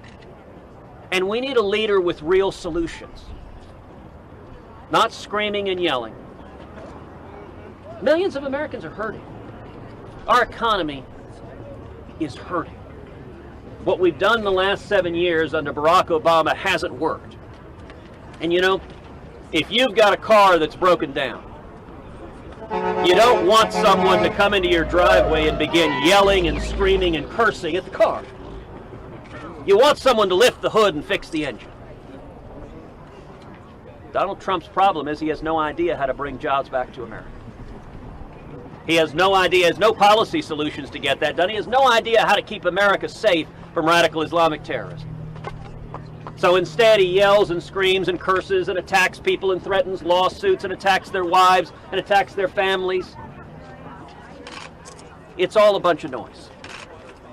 I think the people of Wisconsin are interested in real solutions for the real problems facing America. If I am elected president, we will see millions and millions of high-paying jobs coming back to America. We will see wages going up again. We'll see young people with hope and opportunity and a brighter future, and we will utterly and completely destroy ISIS.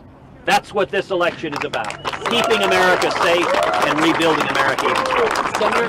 Thank you. Senator, Can you tell us about your push to keep All right, everybody. Now we are going to be going to a live event right here in Phoenix at the City Hall. Starting right now, a John McCain town hall meeting. Could we all give a special thanks to Mike Broomhead, who keeps the people of our valley and nation informed. As you know, his brother made the ultimate sacrifice in Iraq, and I'm very proud to have a partner who cares so much about our veterans and is able, through his widespread listeners, and by the way, everybody who agrees with him on everything, please raise your hand. Anyway, so oh yeah, that was about the response I expected right there. So I want to thank him. I'd just like to make a few remarks before we begin, and then talk about this. And I thank you all for coming here today. I thank our veterans. I cannot thank you enough for your service to the country. And spring marks 2 years since reports of widespread mismanagement and neglect first arose at Phoenix before spreading nationwide, as we all know. The scandal goes beyond what any of us knew. Today we hear new stories of falsified data, employee misconduct, whistleblower retaliation, and a broken culture at the VA that isn't worthy of the wounded warriors that it is charged with serving. I was proud to work with colleagues from both sides of the aisle on compromise legislation that was signed by President Obama more than a year ago to address the most pressing issues that were raised by the scandal. The bill is only the beginning, not an end, of our efforts to address the crisis, and includes some of the most significant reforms to the VA in decades. The hallmark, in my view, of that bill was the choice card, a solution I first proposed when I ran for president in 2008. If a veteran can't make an appointment in a reasonable time frame or lives more than 40 miles from a VA facility, he or she is eligible to receive the choice card to visit the doctor of their choice instead of continuing to wait for an appointment with no recourse. The bill also provides the VA with $6 billion in emergency funding to hire thousands of new VA doctors, nurses, and other medical professionals, such as mental care experts, to combat veteran suicide. Importantly, the legislation provided the VA unprecedented authority to fire managers and senior VA officials who lie, manipulate patient information, or retaliate against whistleblowers. More than a year after the reform legislation was signed into law, the question remains, is the VA getting better? Today, veterans tell me that the VA staff aren't informed about the choice card and don't know how patients can become eligible to access it and use it. Veterans who try to access the choice card complain that they have to wait on hold for hours with a VA call center just to reach someone knowledgeable about the program. The VA has frequently failed to pay doctors and hospitals in our communities who have agreed to see choice card recipients. Veterans who finally overcome the hurdles to successfully use the choice card once have to confront the very same obstacles to access the choice card a second time. Despite empowering the VA to more easily demote and fire corrupt executives, many senior officials responsible for the scandal, as you all know, are still at work. Despite the VA's reluctance to fully implement the choice card, we've seen this program work. To date, more than 110,000 appointments have been made with a choice card per month. That's 5,000 appointments per workday. Every appointment made with a choice card represents a veteran receiving care who would otherwise have to wait for months in the VA scheduling system to get an appointment. The choice card also frees up the VA system, enabling other veterans to get their appointments faster. Over the last year, the number of participating doctors and medical professionals in the VA Choice Card program has increased from 95,000 to nearly 160,000. The turnover rate for choice program doctors is very low. More than 90% of all doctors are being paid within 30 days, and the overwhelming majority of doctors are choosing to stay in the VA Choice Card program to treat our nation's veterans. At a field hearing on the VA Choice Card last December, one veteran cited a backlog of 3,000 veterans in the Phoenix area needing to see a urologist due to a shortage of specialists in the VA. Doctors within the community were contacted to take on some of the VA patients, and citizens with urgent urology issues actually volunteered to wait a few weeks so their veteran could be seen faster. Because of the VA Choice Card and help from the community, that backlog was eliminated in roughly 90 days. Veterans are now able to schedule a urology appointment within days instead of months. Despite all this progress, our veterans still have not gotten the care they need and deserve. 500,000 veterans nationwide today are waiting for a medical appointment that is scheduled more than 30 days from now. That is unacceptable. It's equally unacceptable that the major veteran service organizations in Washington have not supported our effort to provide veterans the right to see their community doctors without getting the VA's permission. I encourage each of you today to encourage your local VSO leaders to support true universal choice for veterans. Please tell them it's past time to get rid of the 30-day, 40-mile red tape. Military retirees on TRICARE and civilian retirees on Medicare don't have to deal with that bureaucracy, and neither should our veterans. There's still a greater demand for health care through the VA, and there are some simple changes that can be made to address this. Some officials at the Phoenix VA have been removed or demoted from their positions. Unfortunately, the courts have overturned some efforts to remove officials. I'm working to reform federal employee protection laws to prevent this from happening in the future. I've introduced legislation that would allow the VA to quickly remove or demote any VA employee that's found guilty of violating the law, policy, or any other act of wrongdoing while serving at the VA.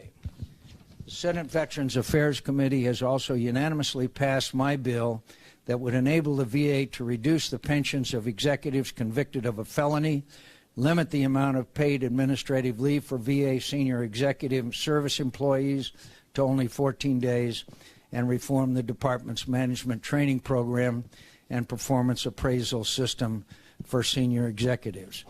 Now I'd like to show you some short-term initiatives that I think are important. Allow all veterans eligible for VA health care to go to walk-in clinics without pre-authorization or co-payment. Extend the Arizona VA pharmacy hours to Sunday, Saturday, federal holidays until 8 p.m. during the week to provide comparable pharmacy services offered by retail pharmacies. Why should our veterans be restricted to just working hours when any pharmacy in the Valley is open 24 hours and on weekends? Work with Tri-West to allow pre-authorization for health care. In other words, you have a health care need, that should be pre-authorized, so where you can go to the doctor of your choice rather than having to go through the VA time after time. Educate veterans about who is eligible for the choice card. Honestly, my friends, the VA has not only been slow, but they have resisted this choice card program, and it's very, it's disturbing. Educate veterans about who's eligible for it and fully and immediately implement the card. And all I can tell you is that I've been very disappointed in the VA in not educating our veterans as to their eligibility for it. Work with local and national organizations to help reintegrate returning veterans by providing financial employment and medical services. Among other things, by the way, we passed a law for border control. Right now, if you apply for a job in the Border Patrol, it takes 18 months. No veteran should have to wait for another clearance. And we passed a law so that they can be hired immediately. We have to have hiring for veterans programs, and we need more of them. There are some, but we need more. Utilize the authorities in the Clay Hunt Suicide Prevention Act. Now, Clay Hunt was a young former Marine who committed suicide. His parents came to see me, and it was their idea for this Suicide Prevention Act, and I'm proud that we passed it unanimously through the Senate and the House. It's an ongoing scandal that 8,000 veterans per year commit suicide. And my friends, that is not acceptable. And by the way, I think we here in Phoenix can be very proud of the fact that there is not a homeless veteran in Phoenix, and we should thank our mayor and city council and citizens who have made sure that every homeless veteran has a place to live. And one of the many factors that contribute to a veteran's suicide is homelessness. And I'm proud, and I wish every city in America had programs where they could house homeless veterans. We'll continue to travel to veterans events. We have mobile office hours in conjunction with the VA. We'll continue to meet one-on-one with veterans. Long term, let's eliminate remaining barriers so that everybody can have a choice card. Why, if you are eligible for Medicare and you can go to the doctor of your choice, why shouldn't a veteran be able to go to their choice, health care provider of their choice? And my friends, the VA does a magnificent job with PTSD, with traumatic brain injury, with prosthesis, okay? But there are many other areas of medical care that it can be done as well or better by a private health care provider. Make sure they follow the best practices. You know, one of the finest health providers in America is the Mayo Clinic. Why don't we have the folks from Mayo Clinic come over and grade the VA as to what kind of services they're providing and what they think needs to be done? Don't you? I mean, we're going to put that into law. They need some review by some really, really outstanding health care providers.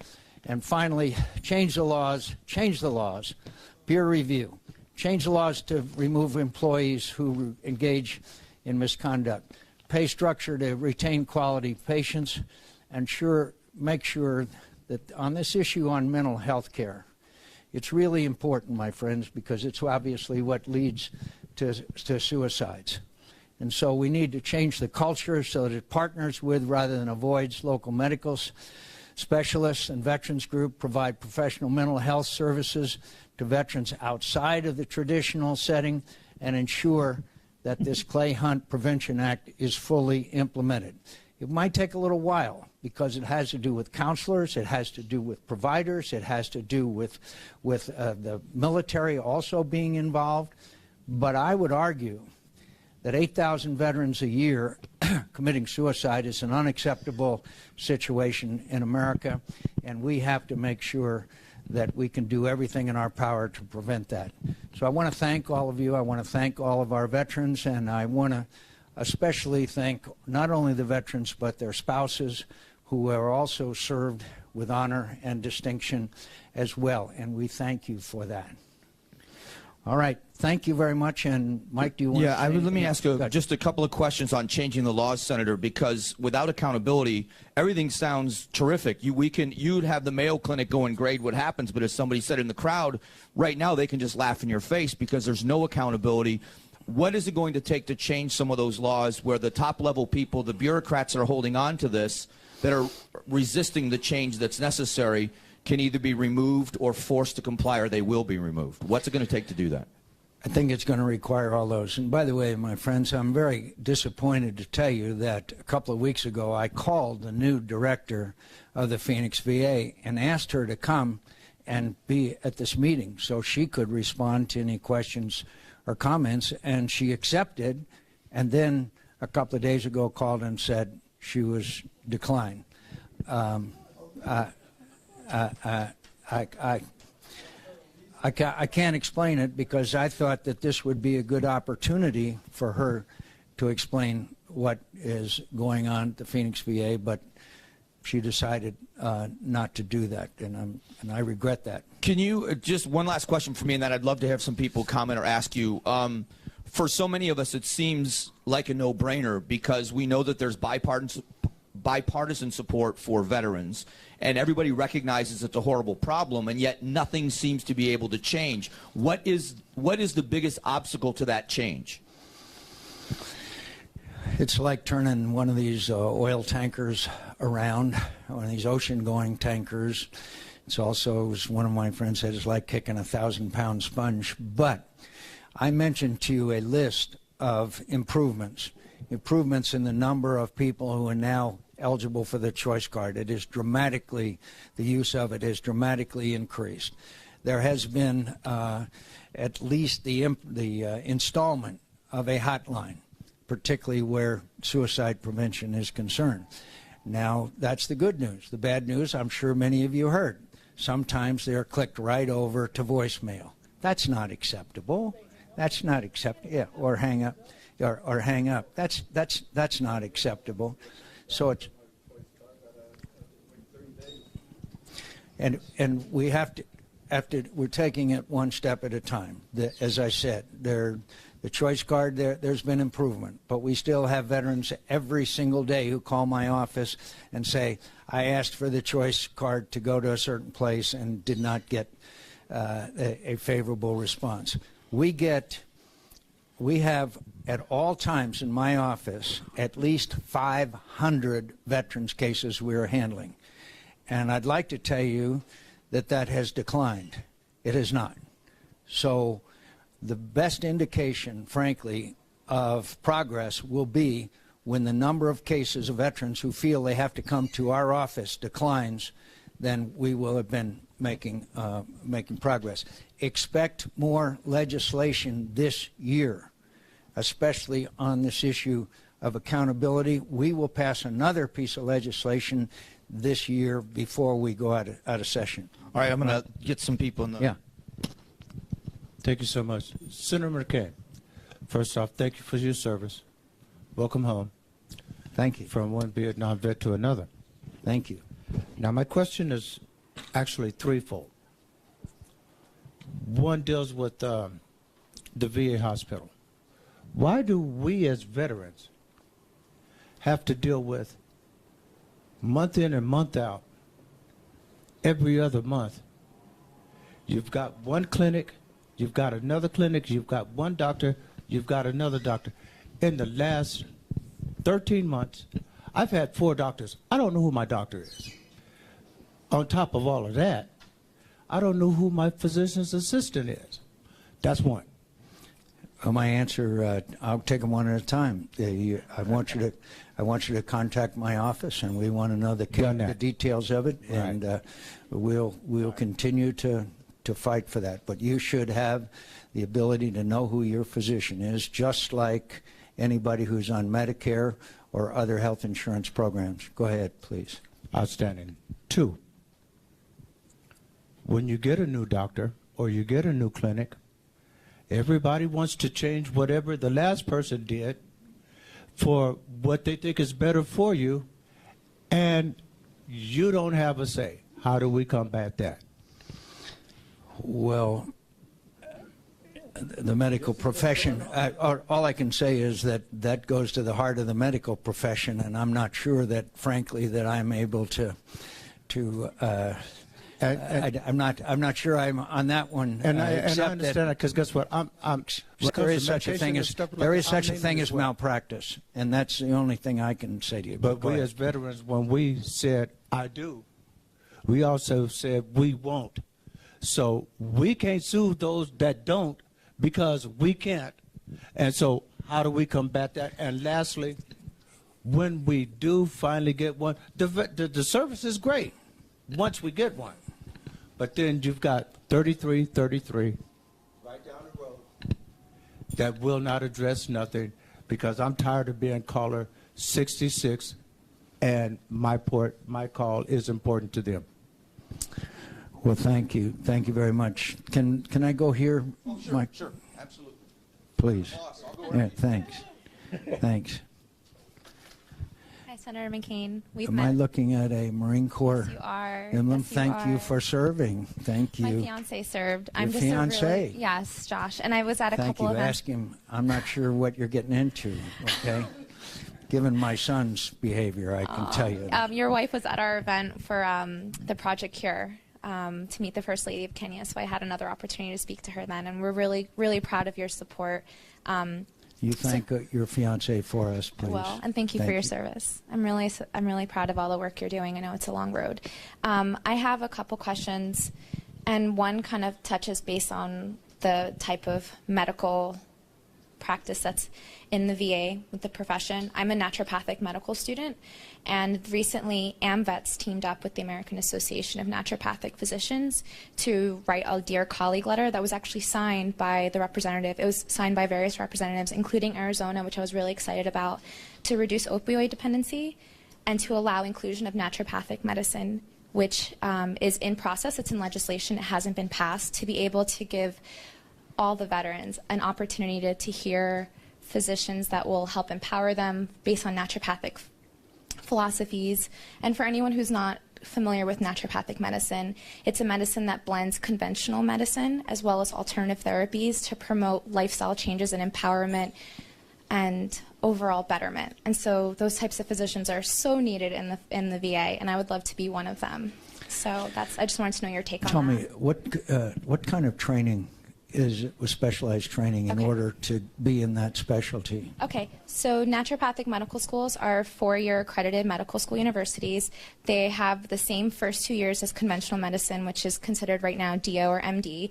The first 2 years are learned in block format, and the last 2 years we also learn pharmacology to understand the conventional side, but we learn integrative use of acupuncture, which your wife uses, and she told me I was very excited about that, botanical medicine, nutritional medicine, environmental medicine, allowing to get to the core roots of the issues, because much of what the veterans are coming in with, including PTSD and chronic pain, are all symptoms.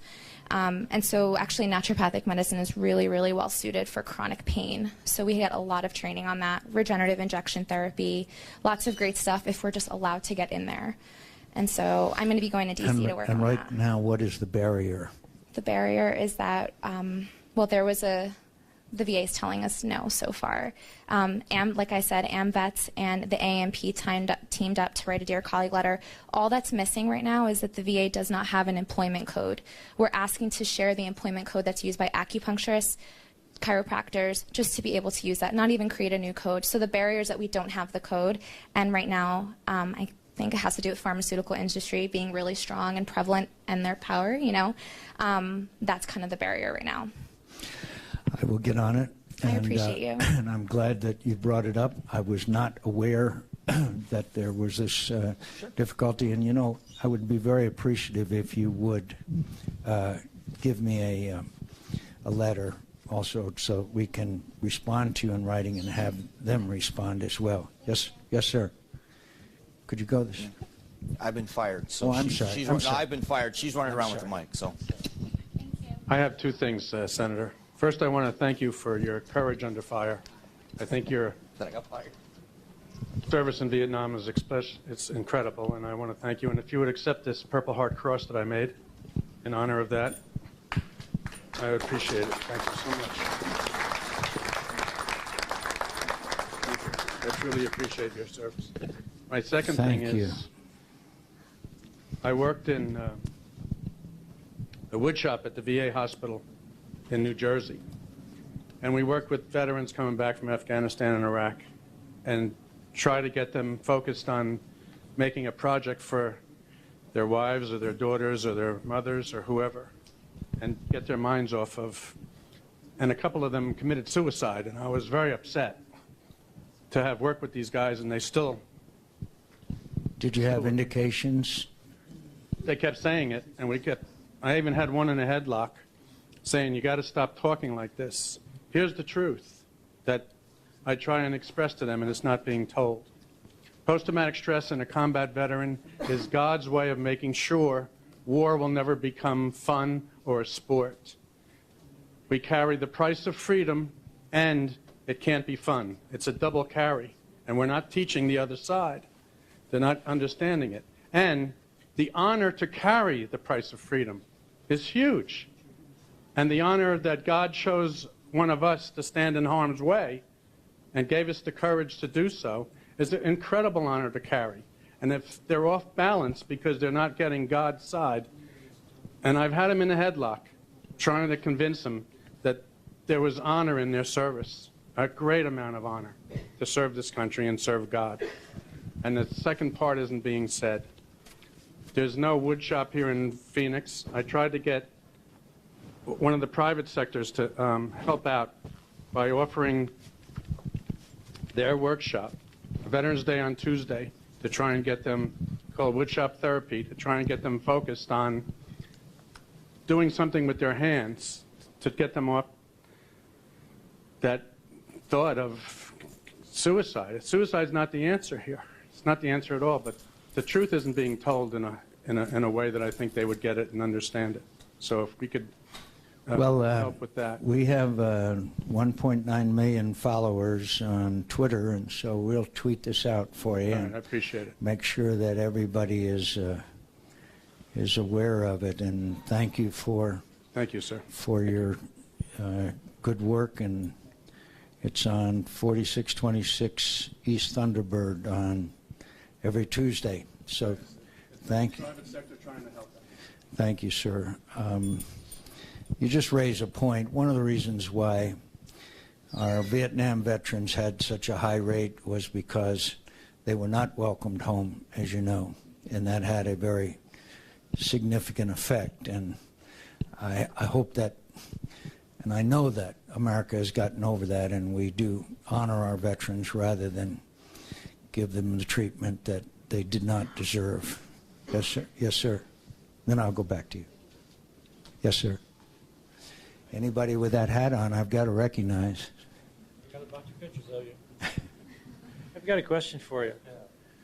If we're running into such a roadblock of people that don't want to give us A little closer to the...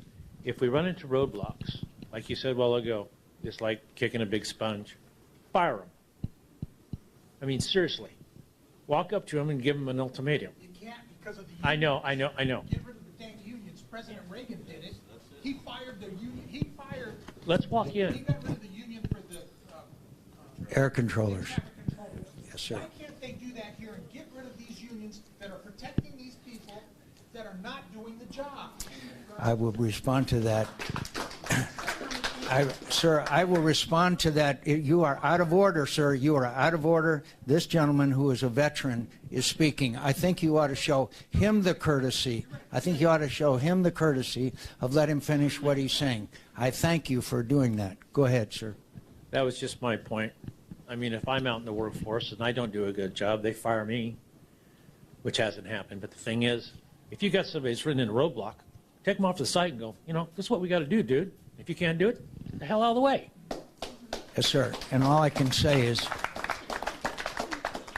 that's in this legislation that we are proposing and have proposed, and there has to be. But I also, you know, I have to give you straight talk, right?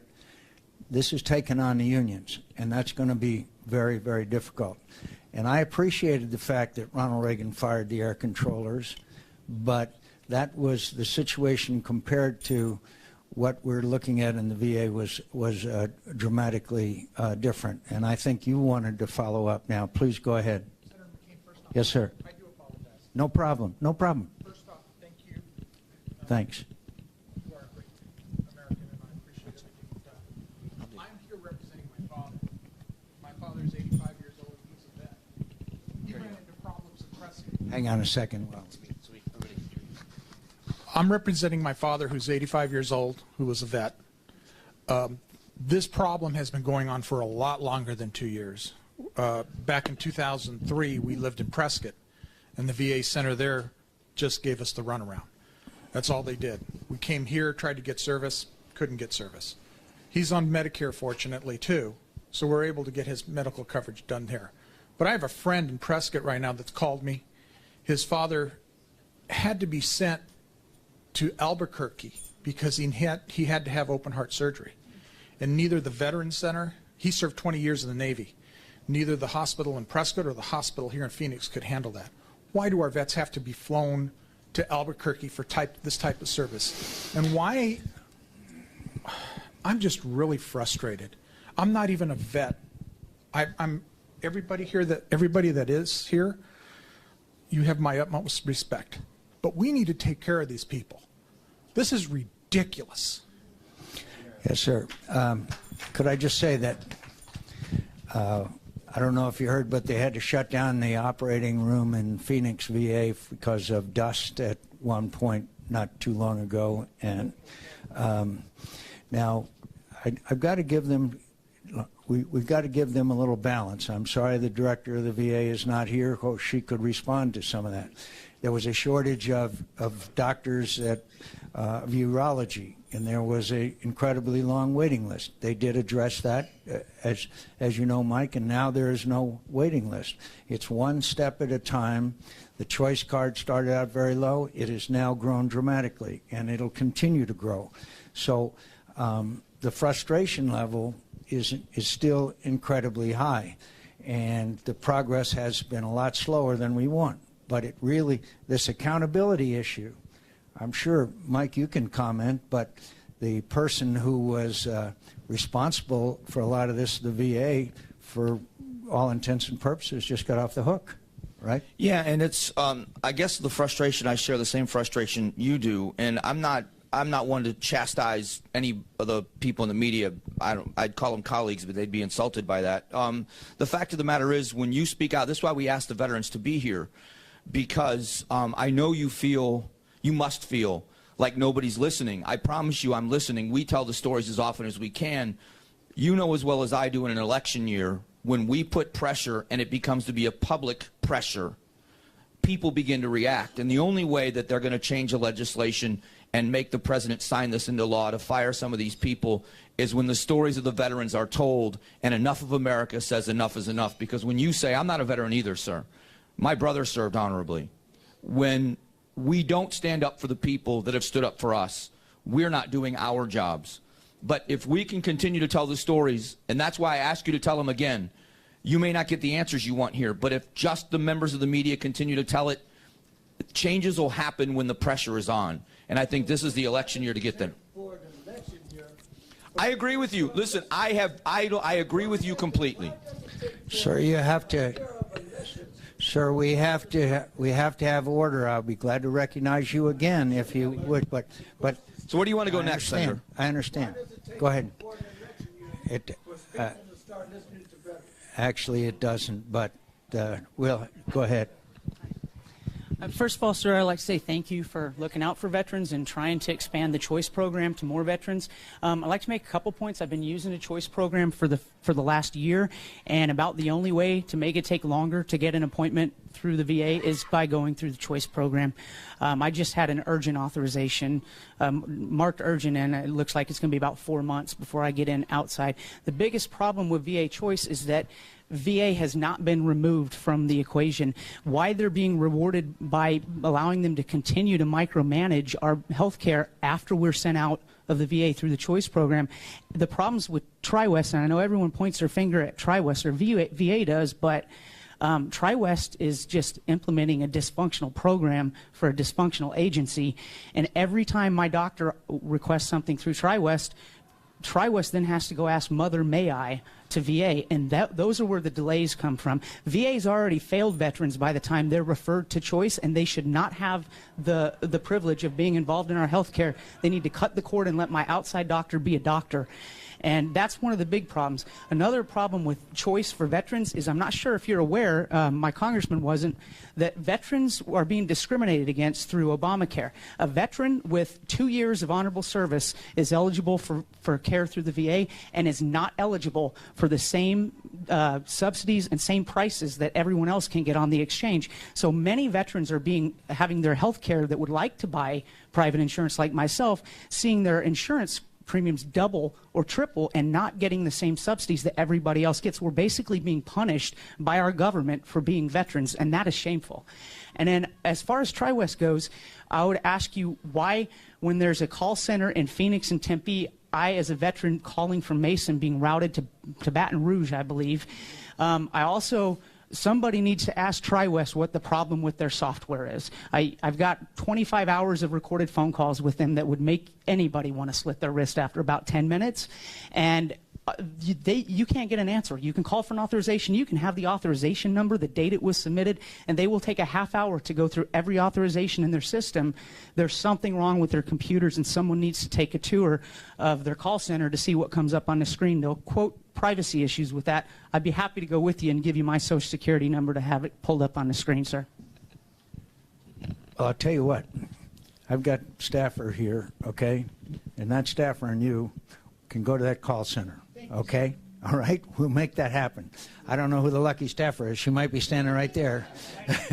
Will be. But really, I think that you deserve to see firsthand what's going on there, given the frustration that you have felt. And so I'm not sure where it's physically located. Where, do you know? At the call center? Tempe? There's South Tempe. All right, we will get you there, okay? Ma'am? Hi, I'm an Air Force veteran. I just want to know, when are we going to get qualified physicians? I have an MRI report. I have 15 years of nursing. I'm upset for the sheer fact I had to correct my physician that stated to me I got results that said one thing in the mail, and I'm fortunate enough I have a medical background. Why would you send me this bull crap in the mail when I threw it back in his face and it says right here, I apologize, I stand corrected? We need the help, but we need people that are efficient and qualified too. They told me there was nothing wrong with me, and it comes up I have herniated disc. How long do I have to be in pain? That's what I want to know. And then when you go there, they treat you like you're an opioid abuser. I didn't ask, first words out of their mouth, we don't give narcotics out. I didn't ask you for a narcotic. I asked you for help. Thanks. Thank you, and we will certainly do. Yes, sir. I would like to piggyback on what she said. I'd also like to piggyback on what that gentleman said and what the cavalry guy said. I think there's still a lot of the junior people, like the physicians and the nurses over at the VA right now, even though that there's placards throughout the building giving VA standards on what they're supposed to do to give quality care and recognize and respect veterans. In fact, we don't get it. I have the same situation she does. I'm also a previous healthcare provider. I was a corpsman in the, with the Marines. So And some of the stuff that I get that's in my record very clearly there, they either misinterpret it or they don't take action on it. So, and in the meantime, we're suffering. Now, in my case, I've been on pain medications for 25 years. That was a Pandora's box that the drug companies opened up years ago, promoting all these drugs. Well, now a lot of us veterans are on these medications. Now the DEA is putting pressure on physicians nationwide, you know, to not prescribe them. So where does that leave us? And I really think this lady in the homeopathic thing, I think what she said was wonderful. I think we need to have more providers with alternate therapies. I just recently had some acupuncture, and that helped me to, you know, continue to control some of my pain conditions. But getting back to the overall thing about the VA, there is still a culture of they're just there to do their job and get their paycheck, and they don't show any respect to patients' concerns. They don't get things right a lot of times, and the Veterans Choice thing is helping. But like you say, it's a thing in progress. So, and I want to thank you for that and for all of your efforts, and also, you know, for your part being a veteran too. And but something's got to be done, and you know, I know there's politics in Washington, and the unions especially are the favorites of the Democrats, and that's all I'm going to say about that. But it just, really, I'm seriously, I switched to Democrat for a few years. I'm getting back to go back Republican. I'm so mad about this. So how about vegetarian? That's maybe that homeopathic vegetarian. but anyway, it's you know, something's got to be changed. They need to start showing us respect. Okay, could I say that I understand? By the way, please sit back down. I thank you for your service. I think we ought to point out, and I really understand a lot of the concerns here that are raised and the problems. And as I mentioned, we deal with hundreds of them every day. But I also would like to point out, I think in fairness, and I think people here would agree, there are some wonderfully dedicated, hardworking people at the VA. And so we can't just, with a brush, because we also hear from people who said, I went to the VA and I got good care and I got this and I got that. So, you know, there are people that obviously are guilty of criminal negligence, in my view, the waiting list. But there's also a lot of people lower down that work at the VA. I think that a lot of us have had a good experience with, as far as their care and concern is. Would you agree with that? That there are some people that yeah. So let me follow that and ask a question before we go back to anybody in the audience. The whistleblowers here in Phoenix, Paula Padine, Dr. Foote, the ones who that came forward and literally lost their careers because of it. In this legislation, what can you do? I know there's whistleblower protection in place, but it takes 23 months. Is there a way for people to be able to come forward to just expose the problems so that they can be fixed without retribution from their colleagues? Is there anything in this legislation that will further protect them? Yes, there is protection for them, and there's penalties for those who discriminate against them. And like you said, Dr. Foote especially, some of them went through terrible experiences. Just to have the courage to just try to fix it from, I know for some of them tried to fix from the inside before they went public and got nowhere on the inside and finally went public because of the horrible things that were happening and literally lost their careers. So there are some really good people there, but how can they be protected just for doing their job and saying this is wrong, let's fix it? Then it's up to us and the Justice Department, because there are whistleblower protection acts in being, that the people who punish or discriminate against whistleblowers have got to be punished. And this is an issue, frankly, for the Justice Department, because there is laws on the books that said if a whistleblower is retaliated against, then that is a violation of law. So we've got to push that hard. Can I just make a follow-up comment? Sure, go ahead. Thank you. So I just wanted to clarify that homeopathy is a practice within naturopathic medicine. It's part of the scope of practice. And I really agree with what you're saying. What brought me to naturopathic medicine was my fiance came back from the Iraq War, and he had unprecedented issues. And we dated since we were 16, so I'd known and grew up with him. And he had degenerative disc disease, which has been reversed with lifestyle changes in really amazing ways. He ultimately was failed by the VA. And I was so upset and I felt powerless, and it's not good to feel like a powerless spouse. So we started healing through naturopathic medicine. And so that's what brought me here, and I hope to be able to support the vets in that. So I just wanted to just clarify that. Yeah. Yes, yes, ma'am.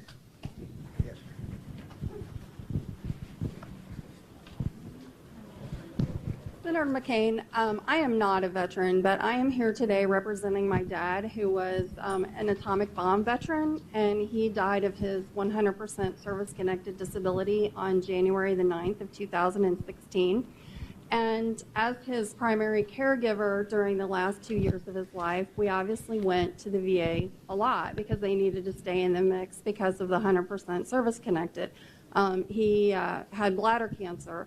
And obviously, as you've stated several times during this meeting, that the Phoenix VA just doesn't have the capacity or the resources for much urology related. So thankfully, he was 85 years old and he was covered by Medicare. So he got very, very good treatment. But, you know, we all have, I can definitely piggyback on what this gentleman over here said. I've yelled and screamed exactly like you because we all have these frustrations. And I think for some of us non-veterans who can yell really loud, I personally, and I don't know, maybe you would even want to participate too, what can we do to make this better? What can we as individuals do to come together? I mean, you've talked about all of these things that you're wanting to implement, but who is actually responsible at the top overseeing the accountability? This is my dad's widow. She is sitting here still in tears. One of those reasons is because the wheelchair that we ordered for him showed up 2 months after he passed. You know, if we were still really devastated kind of people, getting something like that he was really excited about, that he earned and deserved, would probably be almost debilitating. I mean, these kinds of things aren't right. And, you know, it's nice to have paper and it's nice to have a plan, but who's going to actually implement that action plan? And who's going to make these things actually take place? I respect what you said about the sponge. You're right, it is. But what's going to actually happen in real life, besides people just going around standing in a line waiting for a benefit? Well, first of all, as I mentioned, the choice card has now doubled and redoubled again, so that there's 6,500 a week that are now implementing the choice card. 2 years ago, there was no such thing as a choice card. When we found out that the urology clinic had these tremendous shortages, they hired enough people at urology now at the VA. I mean, you can say no, but I'm telling you that there is no waiting list there if you can call up and find out. There's not a waiting list at the urology clinic at the VA today. And I mean, you can say that there is, but there isn't. I mean, facts are stubborn things. Finally, we are I'm a certified public accountant, Senator. I understand facts. Okay, but the fact is that there is not a waiting list now because we got enough people hired so that there's not a waiting list. So we now have thousands per week, about 5,000 of veterans a week who are now able to take advantage of the choice card and not be on a waiting list and not have to be subjected to the less than satisfactory service at the VA. So that is a major step forward. I mentioned urology. I mentioned that a few people have been held accountable. I mentioned that there will be charges against some of the whistleblowers. So to say that we're making no progress at all is just not true. But do we have a long way to go? Absolutely, we have a long way to go. And finally, let me finish. Finally, I want to repeat again. We get calls all the time into our office, and I'd be glad to send people those calls that we get of people who say, I went to the VA and I got good service and I got it from dedicated people. So to paint everybody that works at the VA with the same brush is not an accurate thing to do or a fair thing to do.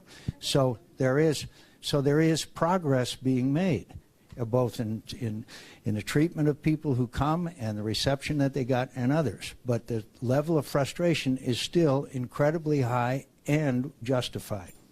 It is, and one other thing I'd like to point out to you is on Friday, someone from the Department of Veterans Affairs called to ask my mom what day she got remarried. Yeah, I'd like to have that information that they did send who it was that called and asked you to that. If you knew who that was, I'd like to know about that. I really would. Yes, sir.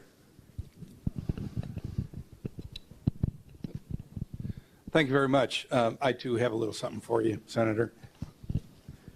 Little pin there says I support veterans and wear it in good health. And thank you very much. Appreciate it.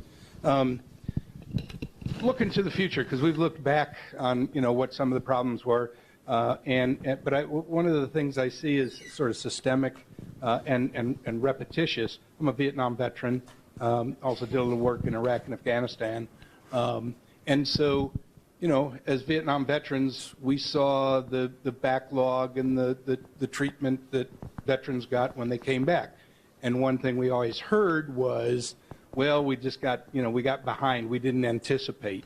But then the same thing happened in Iraq and Afghanistan. We didn't anticipate. I guess my question for you is, given the complexity and the major stakeholders, we've got 22 million veterans in the country. The VA is a big department. Obviously, DOD is huge. You get all these big stakeholders. Looking forward, how do we fix this thing? How do we make it better and so that it works for everybody kind of all the time? Well, these initiatives that I just laid out, including that everybody has a choice. That, to me, because I'm a free enterprise person, to me, that every veteran should have a choice as to whether to go to the VA, where PTSD treatment is better than any place in America or the world, and prosthesis, traumatic brain injury, that person can go there. But if that person chooses to go to a provider, the same way with Medicare, and go to the provider of that person's choice. Now, what that will do, that will elevate, just as in my view charter schools do, it will elevate the competition and therefore improve the quality of care. But the area that I think we are probably not done nearly what we should, that has frustrated everybody in this room, everybody and everybody in Arizona, is that we have not held people accountable. That there's one person that has been fired, and there's others that the statute of limitations or some bogus reason that they haven't been held accountable. And when people aren't held accountable, then the abuses go on. And that's frankly what frustrates me more than most anything. Go ahead, you wanted to. One last comment. Go Army, beat Navy. We'll have to do that. Yes, sir. Yes, sir. No. You go ahead. No, you're. I didn't see you coming over. It's nice to have all this attention all of a sudden. Senator McCain, my question to you is, what's being done about those felons that falsified all that paperwork for personal gain? Are those people ever going to be prosecuted? And are any of those people going to be prosecuted for what I call negligent homicide for the 300 deaths that they caused over the years? All I can say is that we have continuously urged the Justice Department. We have referred these cases, just as you mentioned, to the Justice Department and told them that they need to be prosecuted, and people need to be held accountable, just as I said earlier. Without people being held accountable, then you're not going to see progress. But all I can say is that I don't control the Justice Department. I wish that I did. But I know this, that we won't stop until, at least as long as I'm around, until people are held accountable. Is there anything I can do? You can, I think you're from Oregon. Is that, you just moved here? God bless you. Thank you. Well, thank you for coming, and thank you for being a member of the VFW, and thank you for your advocacy. Yeah, you can, I think, write a letter. I think we can make sure that everybody knows it's the highest priority. It needs to be addressed. By the way, you know, the head of the VA, General Shinseki, was fired. That was one step, one fire the top guy.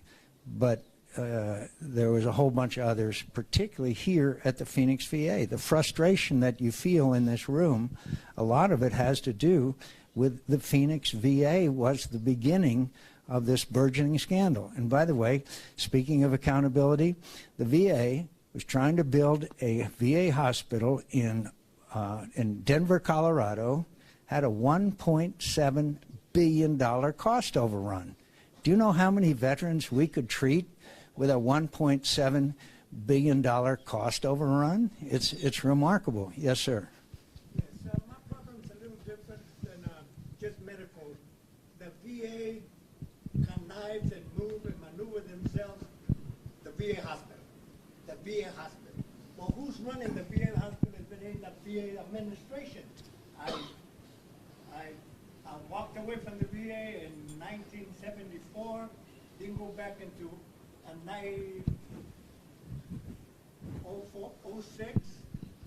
Okay, this, to that, you better get out of this hospital because you're not a veteran. He says, I've been in this hospital 2 or 3 times, 4 times. And he said, well, you're not and everything, we're going to call the police. I went to the Veterans Administrative Hospital to get my serial number because they didn't believe me that I was a veteran.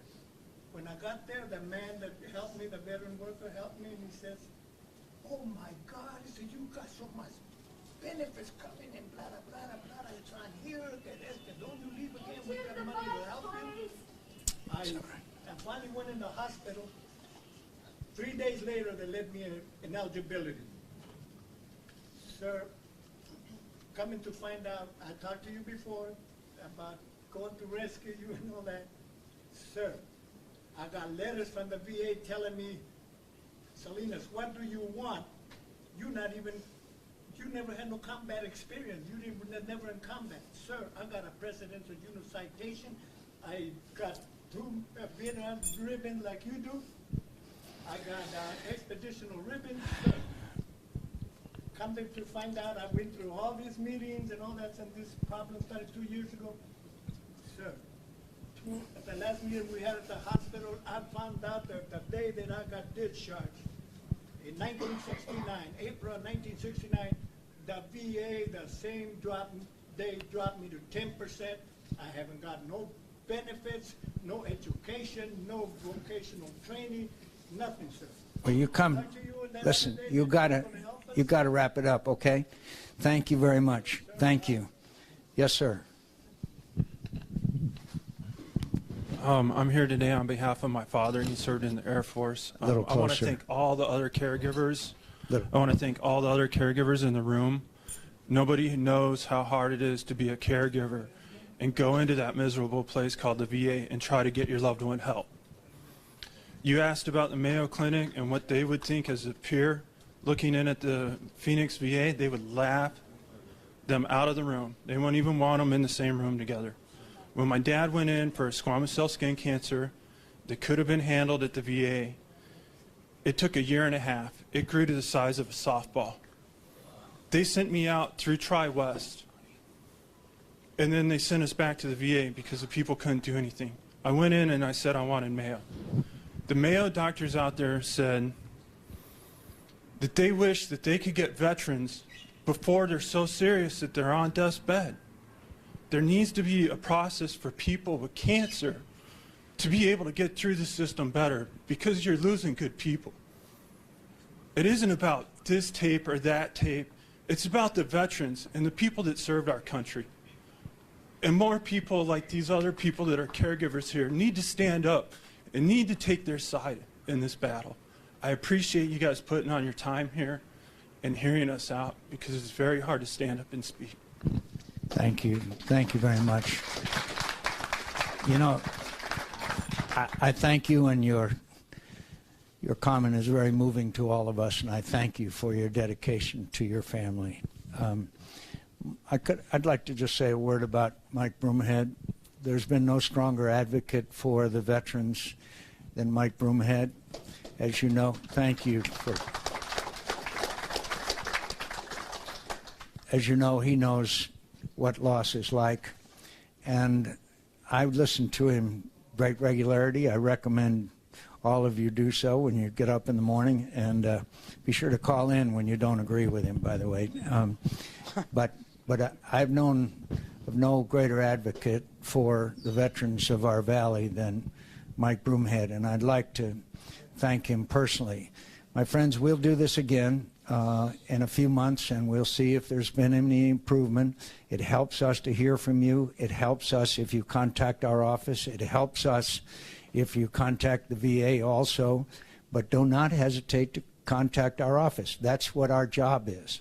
And we will do everything that we can to be of assistance. And if we can get this done, then I think we will have had more significant progress. We have had some progress, but we've got a long, long way to go. I thank all of our veterans in the room. By the way, Jim Waring, who is a member of the Phoenix City Council here, if you have any problem with your water rates or anything, be sure to see Jim Waring. And so thank all of you for coming, and we'll do this again soon. Thank you very much.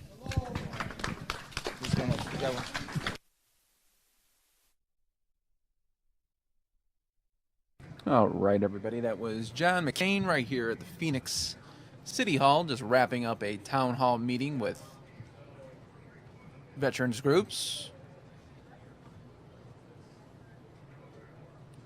Now we'll go to already in progress, Hillary Clinton in Madison, Wisconsin.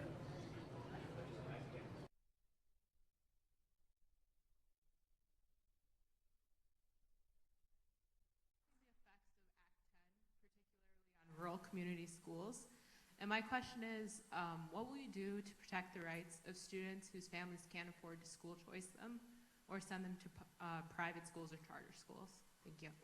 You know, I'm so sorry about what's happening in your state.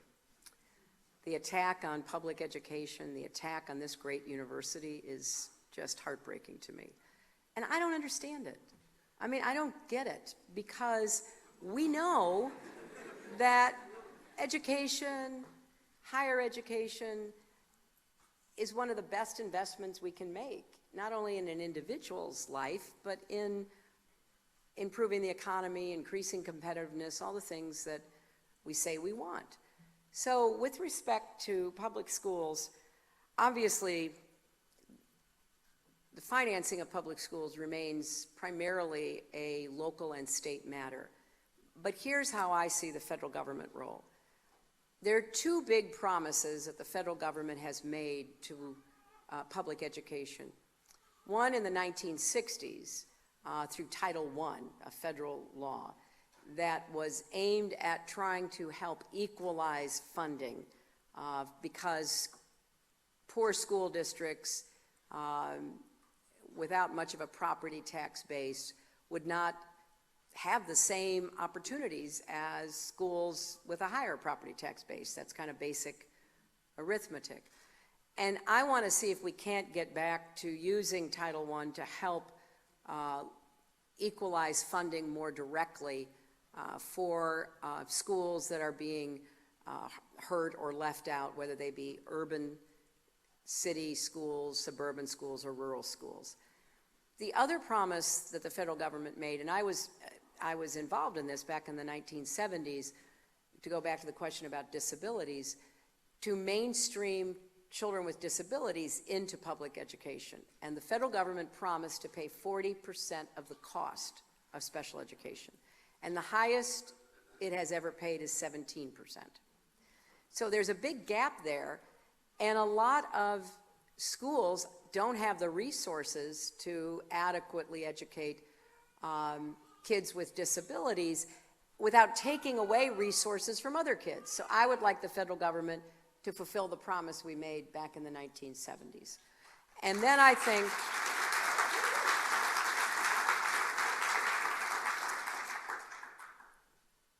you know, this sounds maybe too simplistic, But there are a lot of legislators who voted to go along with Governor Walker's plans that have decimated public schools.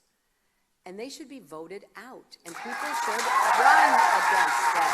And, you know,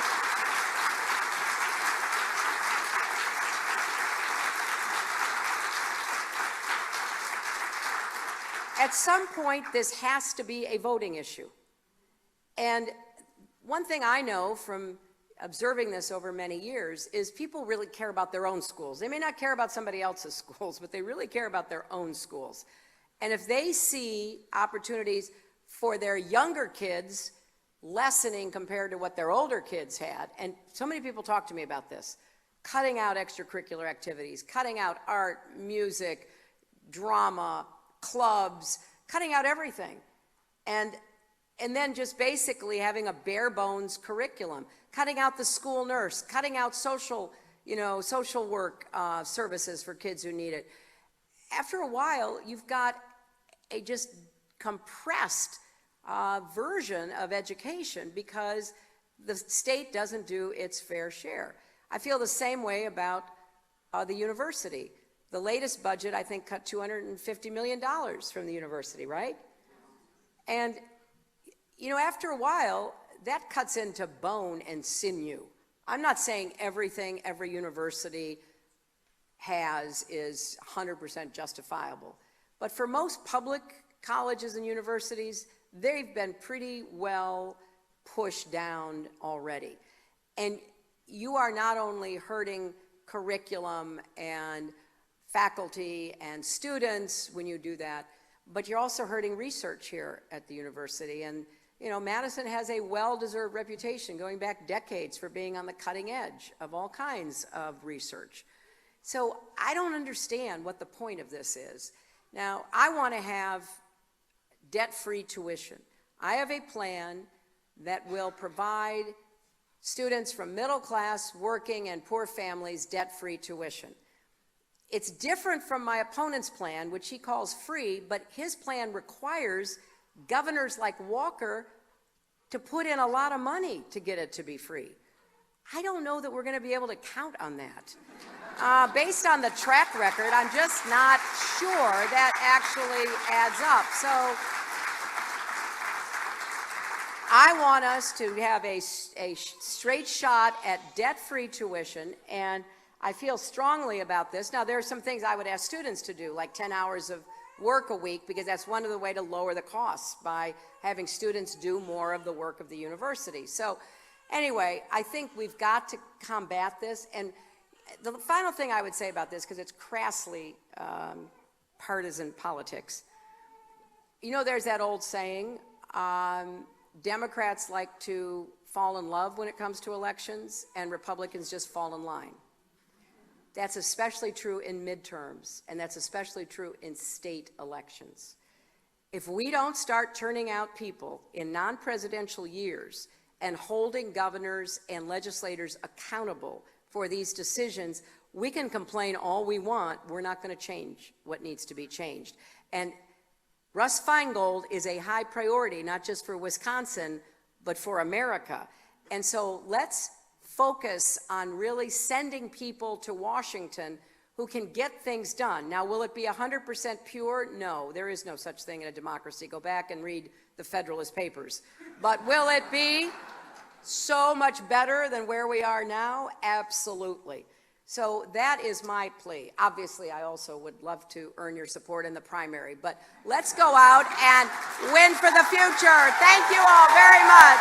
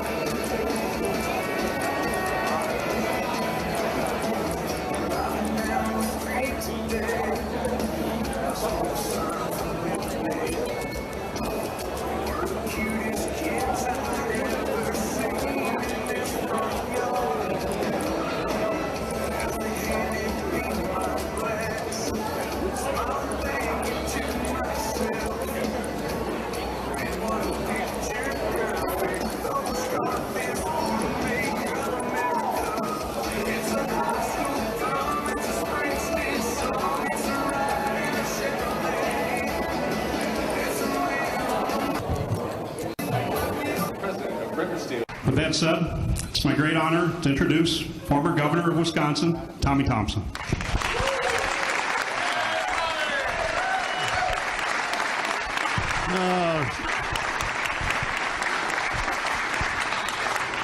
Good morning. First off, to the Brennans, thank you very much. It takes a lot to open up your business to any kind of politics, but a presidential campaign is very, very special. So to Jim and Tim, thank you very much. And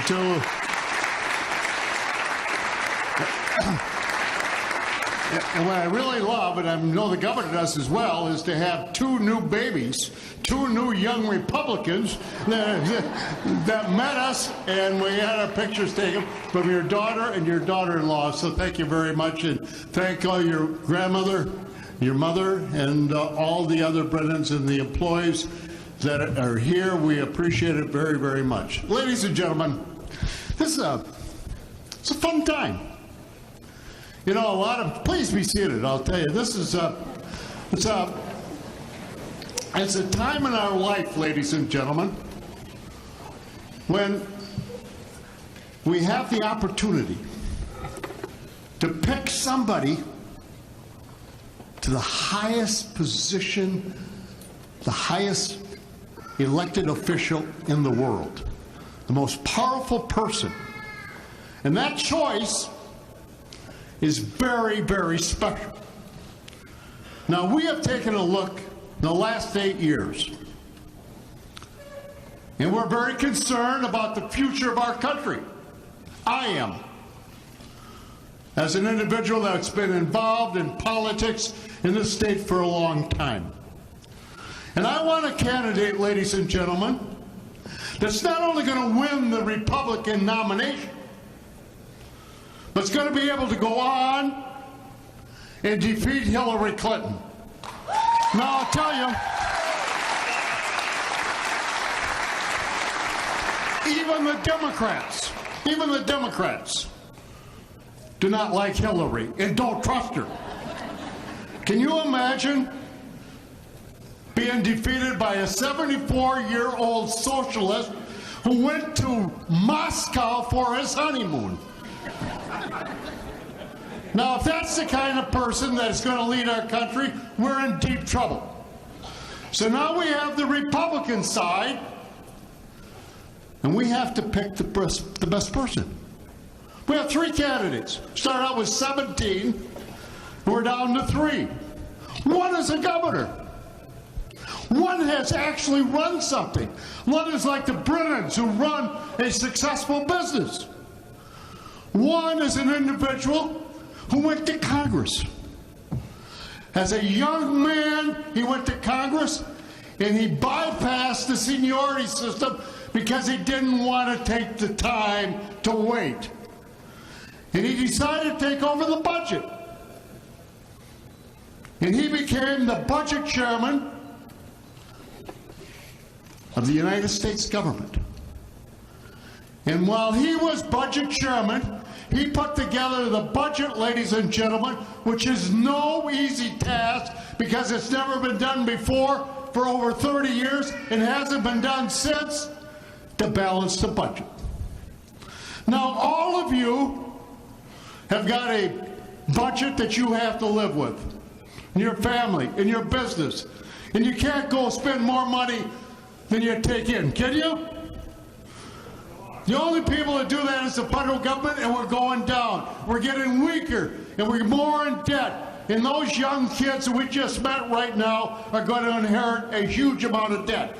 It was John Kasich, ladies and gentlemen, that balanced the budget, and we had a surplus. And when we had that surplus, the economy boomed. So John Kasich balanced the budget. Nobody before, none of the other candidates have any claim to that except one. Then we have an individual that went back to his home state, Ohio. I love Ohio except during football season. And we all know the Badgers are better than the Buckeyes. No matter about that. There's no question about that. And the other night we had a guy from La Crosse by the name of Bronson Koenig. Remember him? He made a shot, ladies and gentlemen, that was heard around the world, and they happened to beat Xavier, which also is another team from Ohio. So you got to take it into. But the truth of the matter is, ladies and gentlemen, he went back to Ohio. And what the guy did when I was in Wisconsin, we changed Wisconsin all around. He came back to Ohio and they said it couldn't be done. In less than 4 years, ladies and gentlemen, he turned the state around, balanced the budget, got a surplus, full employment, education is doing better, the economy is doing better, the debt is down, people are happy, and they reelected him by 81 out of the 82 counties. Now that to me is a candidate that we can get behind. Successful the federal government experience, successful at running a big state, Ohio. That is the kind. Then they say, oh, but if you vote for him, it takes, you're going to help Donald Trump. Hogwash. Ladies and gentlemen, what you're going to do is you are going to elect somebody that can beat Hillary. Why screw around and just win the nomination? I want to win the presidency. I want to win with somebody like John Kasich. Somebody that can win, ladies and gentlemen. And that's John Kasich. That's why we need your help. Give him a big hand, John Kasich.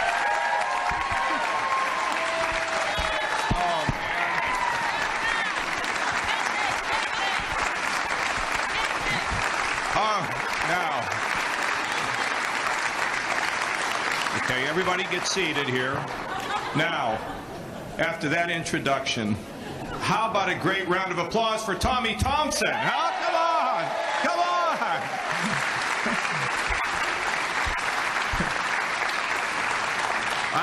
I mentioned, I'll be mentioning every time I'm in the state, Tommy's like an incredible guy. I don't know if you all understand what he's done for our country, but, you know, I mean, he was the 4-term governor of Wisconsin, which is just remarkable. When I was first elected governor, I called Haley Barbour, and Haley was the governor of Mississippi. I said, he was governor for 2 terms. He said, Haley, do you miss being governor? He goes, anybody who wants to be governor more than 2 terms has got something wrong with them. So I don't know what that says about you, Tommy. But, and he also, of course, was in the cabinet and did an incredible job in Health and Human Services. This is, see, there's some people that I've known in my lifetime that I believe that they're so special that sometimes they're gone before we get to really appreciate who they are. And there's a friend of mine, his name is Michael Novak. He's a Catholic theologian. I consider him to be like the modern C.S. Lewis of our time. And I just love to talk to Michael and spend time with him. There are other people like that, but Tommy fits into that category. I mean, he is so smart. I just said to him, what do you think about the FDA? We have to fix the Food and Drug Administration. What do you think? Without even blinking, he gives me 4 talking points. You see, Tommy is a visionary. That's what you have to understand about him. He's a visionary. Frankly, Tommy, they want me to drop out. If you'll get in, I'll drop out and support you for president, okay? No, he is a visionary. He sees things. His mind is working very fast. And frankly, what goes through my mind is I got to have all my folks working on policy call him, because his mind is working. And where did I see a thing? If you don't think differently, there's so many great. Have you been looking up here? Huh? If, you know, I don't see it now, but there was one about if you keep doing what you did in the past, it won't work. You need to be with change. I'm a change agent. Tommy's a change agent. I think that, Tommy, that's why we get along. We're always thinking about the next thing we need to do. But we do it in a responsible way. I mean, I don't want to just destroy. See, we're not really establishment people.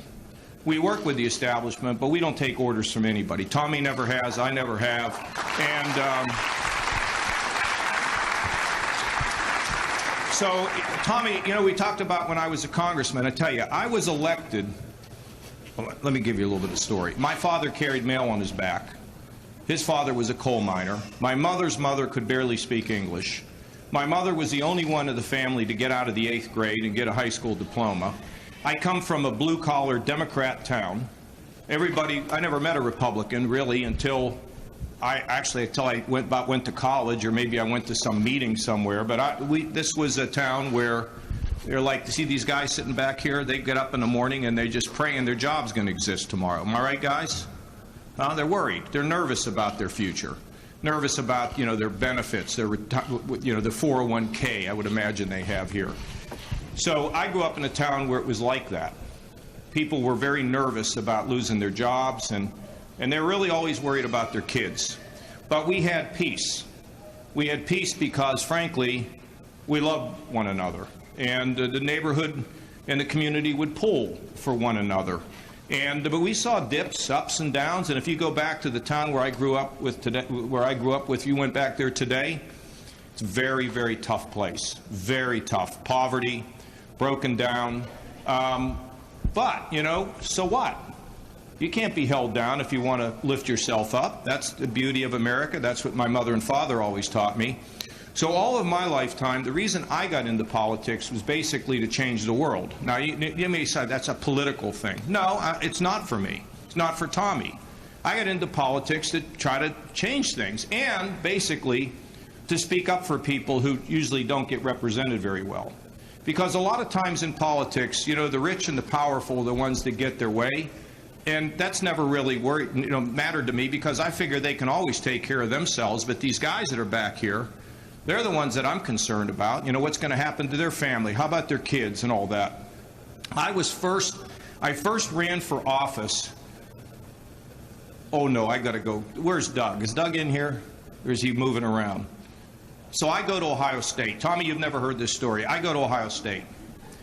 And because I wanted to get out of this little town, okay? So I go there, and I find myself in the dormitory that is 23 floors high, and I have 15 college roommates. They stuffed everyone into this little sardine can, and it was difficult because the university was so big, so much bureaucracy, and I was there, and I loved being there, but in a short time I became frustrated.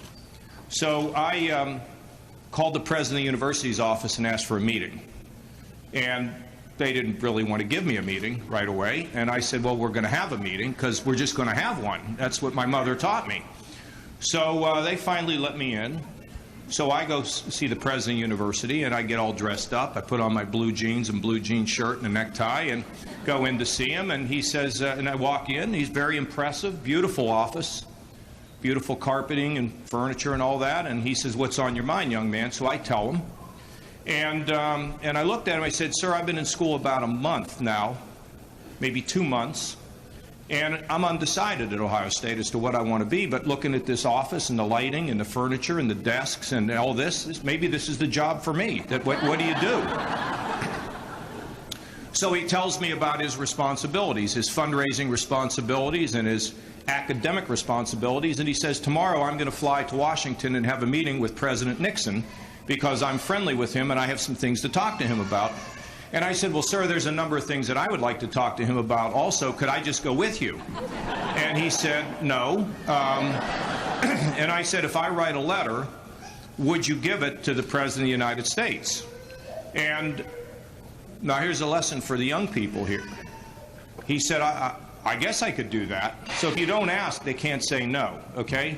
So he says, yeah, I could do that. So I went back to my dorm and I wrote a letter to the President of the United States, basically inviting myself to the White House for a meeting, and signed it sincerely, John Kasich, P.S.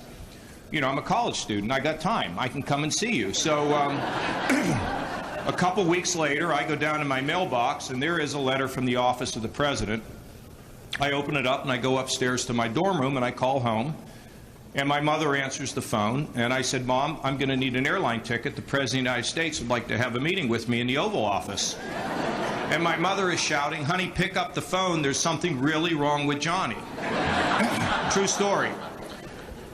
Now think about this. I'm gone for like 2 months, and I'm telling my mother I got to go to Washington in the White House.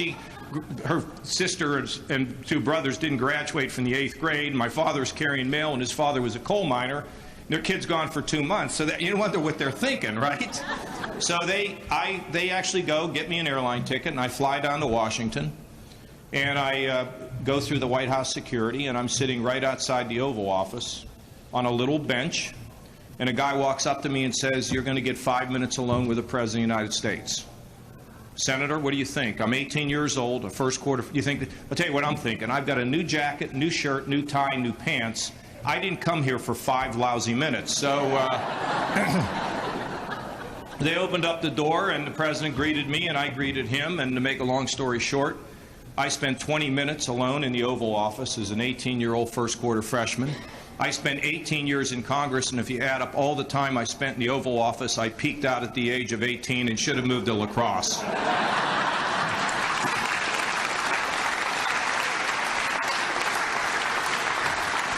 So this has been my whole lifetime. So when I was 24 years old, I was working in the legislature and got that job on a fluke, and then I said, I'm going to run. So I quit my job and I ran for the state Senate. And it was a very tough campaign, and I was elected. I was the youngest person ever elected to the Ohio Senate, and there were only 33 of us in the state. So I made a couple promises when I ran. I said, number one, I think we should have a part-time legislature, which I think all legislatures ought to be. And secondly, I didn't think we should have a pay raise because of that. And thirdly, I was never going to support any tax increases because I thought there was too much waste in the government because I actually worked there and knew what they did with the money. So I get elected. So first 2 years I'm in the minority, and in the third year we win the majority, the Republicans. So the first thing they want to do is pass a pay raise. So I vote no, and they go, oh, well, we know you're going to vote no. I said, well, but I'm not even taking the money. And I turned the money down for 2 years. And then I learned that people thought I was nuts because I turned the money down. I probably should have taken it. But that was the first thing that aggravated everybody. And then the second thing is they had a plan to raise taxes. The Republicans. So they came to me, and this one guy was yelling at me in my office. I said, I'll tell you what. Why don't we just go down in the parking lot? I've got some gloves in the car, and let's just fight right down there and get this resolved. And he left because he was afraid. And so I offered my first budget, Tommy. And we had to close at that time, as I recall, it was like a $400 million gap. Now, I'm working on trillions now. You think $400 million intimidated me? So I wrote a proposal to balance the budget without a tax increase, which lost. But that was the beginning of it. And that's when I learned that if you're the budget chairman, you can actually know how to run the country. You know everything that's going on, which is why I wanted to get on the budget committee. And I also knew that if we have those numbers, guys in the back, see that 19 trillion? When people look at that, business people, because you make your money selling structural steel, people don't want to take on big projects when the money's out of control because they don't know what's going to happen. So I always felt that if we could get those numbers not only stabilized but coming down, that we would see economic growth. And that's exactly what happened in Washington when I was chairman, and Tommy was one of the people that came down, Governor Thompson, and helped us. And because of him, we reformed welfare, we saved money. And he had a lot of other ideas, and we were able to act. I mean, think about it. At the end of the last century, which seems like the end of the last century, it was only like 16 years ago, and the beginning of this one, 15 years ago, the economy was going crazy. There wasn't any discussion about wage problems or income inequality because the country was zooming. There's only 3 things you need to have a successful economy. Common sense regulation so we don't break these people. Number 2, you got to have taxes that are lower, particularly on these business people. And thirdly, you got to have that thing can't keep going up. And when you do that, you get economic growth. Now we have to train people. Workforce is important these days, more than it's ever been. So anyway, all this time I've been doing these things, it's because we were working against the establishment, but we got it done. And Tommy didn't mention, beyond all these incredible things that I did in Washington and in Ohio, he forgot I was also a huge television star on Fox News. How could you leave that out, Tommy, huh? I mean, come on.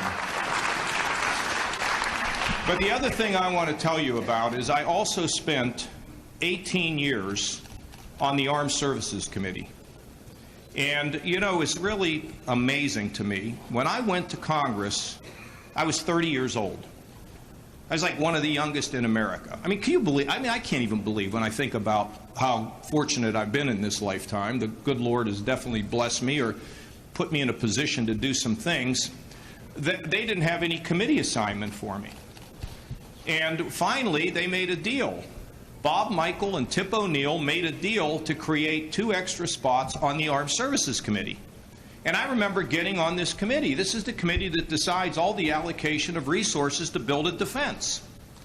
And I remember getting on the committee, and I announced it to my local newspaper, and the guy who was the writer said, well, why would we even care about that?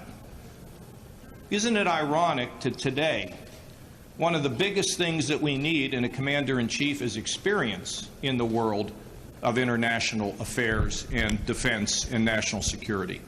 So I was on that committee. And I'm going to tell you, because we're all watching Brussels. Now, some people say what we ought to do is we should just ban all Muslims from coming into the country. Okay, I don't know how you do that. I mean, do you ask somebody when they're coming in, are you Catholic or are you Muslim? I mean, how do you do that? Then the second thing is, if you think about it, you know, the overwhelming, I mean, like the infinitesimal numbers of Muslims in this world, how do you think they feel about what happened in Brussels or in Paris? How do you think they feel yesterday when they blew up all those women and children over in Pakistan? How do you think that the most Muslims feel about that? You ever think about that? They think it's as horrible as we think it is. And so you have this tiny percentage of people who are in that community who are radicalized. Now we need to destroy them, right? Now let me ask you a question. If we know we need to destroy them and we know they live in a neighborhood with other people who happen to be Muslims, how do you think we're going to find out who the bad actors are if we don't have a relationship with the people who hate them as much as we do? How's that going to work? Can somebody tell me? If you have a better idea, I want you to tell me right now. Because this is nonsense. You want to get this world straightened out? We need to bring all the civilized people of the world together, because the vast majority of the world is civilized. They don't believe that blowing innocent people at an airport up makes any sense at all. This is a group of lunatics and murderers. And if you live in a civilized world, it could be your family next. A radicalized Muslim will kill a Muslim. Do you know that? And so what we want to do is create more divisions. We're going to start policing the neighborhoods of Muslims. How are we going to do that? We got any neighborhoods here in La Crosse, Muslim neighborhoods, we're going to start patrolling? This is just politics. That's all it is. Trying to appeal to people's base instincts and fears. So what do? Well, first of all, I was in Congress when the Muslim countries, Arab countries, joined with us in Europe to beat Saddam Hussein over in Kuwait. I was there when the ambassador from Egypt stood in the Rose Garden of the White House and said, we're all going together. It worked. By the way, give the old Bush some credit, because when we pushed Saddam out, people said, well, he didn't finish the job. You remember when people said that? He should have gone to Baghdad, should have taken the whole thing over. He actually had smart people around him that realized that you take it, you own it. What, are we going to run Iraq? We've been trying to do it. How's it working out? So, we need to turn lemons into lemonade. And here's how we do it. We talk to those Arab Muslim countries who agree with us. Who are they? Egypt, Jordan, Saudi Arabia, the Gulf states? By the way, I saw the president made another blunder. He's refusing to meet with the leader of Turkey. Now, I don't like what the leader of Turkey's doing, but it was the leader of Turkey who contacted the people in Brussels, the intelligence agency, and say, you have a guy coming back who's radicalized. And by the way, the people in Belgium, they can't get out of their own way. You got so many bureaucracies and so much political correctness. They knew where this guy was trouble. They got one of these guys committed a shot at the police. When he was arrested, they released him. So, here we were, here's the President of the United States pushing another guy away that we need to have. We need Erdogan, the leader of Turkey. We don't like everything he does, but we need to, the President won't meet with him. He has time to meet with Castro at a baseball game, but this guy's critical to us. And we don't agree with him on a lot of matters, okay? We have to figure it out. So, what else do? We get the countries in Europe. You think that the French don't understand the problem? You think the Brits don't understand the problem? You think the people in Belgium don't understand the problem? Do you think the people in Germany don't understand Of course they understand the problem. And the leadership of this country needs to bring this world together to destroy the radical Islamists. But if we divide ourselves on the basis of ethnicity and religion, you tell me how we're going to bring them together. So I'm going to spend my time trashing you. And by the way, could you come and help me? I'm serious. You need to think about this, folks. So the world should come together. And we need to destroy ISIS in the air and on the ground. We can't bomb them into, one guy says, make the sands glow. You need to beat them where they are. And we need to do it as a world, as a civilized world. Do you understand what we're dealing with here? And then over in Europe, I said on the other day, Saturday, we need to change NATO, Tommy. NATO is a military organization virtually exclusively. It needs to become an intelligence and a policing organization to finally get those people in Europe to start working together. Because we need the intelligence. We need to know who these people are. And a lot of it is human intelligence on the ground. They need to know what's happening in the neighborhoods. They need to know the radicalism that goes on in a mosque. And I'm going to tell you, Tommy ain't going to find it out. They'll know where he's coming when he's a mile away. We need to cooperate, folks, because this is civilization we're talking about. And delivering a message to stoke the fears of people is not the way to solve this. And why do I tell you this? Because I got two 16-year-old daughters. And there are a lot of people I love in this world, including these kids right here. Because you know what? When one of them is harmed, a little piece of me dies too. And all of us. Because we are all connected in this world.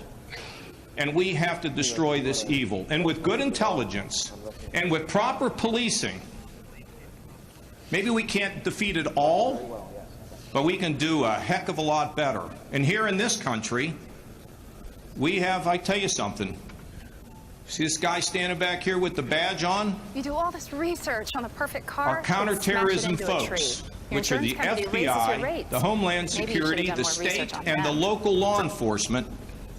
These are the people that must disrupt these attacks. And they do, by the way. In my state, I don't know how many people we've prosecuted because the attacks have been disrupted, or the potential has been disrupted. And I'm sure you have it here in Wisconsin as well. And we do this the right way. Oh, the toughest one is the lone wolf and the homegrown terrorist. They're the toughest. And you know who has to report on them? You know what happened over in Brussels? It was a cab driver that smelled the fumes from the homemade bomb. And there was a neighbor who reported there's something weird going on in that apartment. Police never showed up. That's why they're now saying to the United States, could you come over here and help us? Because we have the expertise to do it, and we need to break down the bureaucracy over there so they do their job and they let us know who's coming here, and we can figure this out. That's what we need to do. And get on with our lives. Not huddle somewhere because we're afraid, or not like somebody because of their religion. We're America. We don't shrink from the world.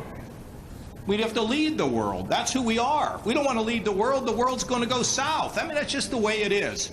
And people complain, oh, the other countries don't do everything they ought to do. Well, yeah, they don't. Do you ever notice in a family? Okay, who in here thinks they carry more of the share of the family? than the siblings? Anybody, raise your hand. Come on. Here's one right back here, right? Here's one right here, okay? You carry the load, right? Why do you carry the load, sir? Why? Because I love my parents, I love my family, and somebody's got to do it. Yeah, and you complain to your wife, why isn't my brother doing this? And I got that. But you know what? That's the way we're made. To whom much is given, much is expected. And our country is a great country to whom much has been given and much is expected. Doesn't mean we need to be saps or fools, but it means we got to be leaders. And you know, leadership's always what I see. Then I see somebody here that understood a little bit about leadership. Who the heck was it walking in here?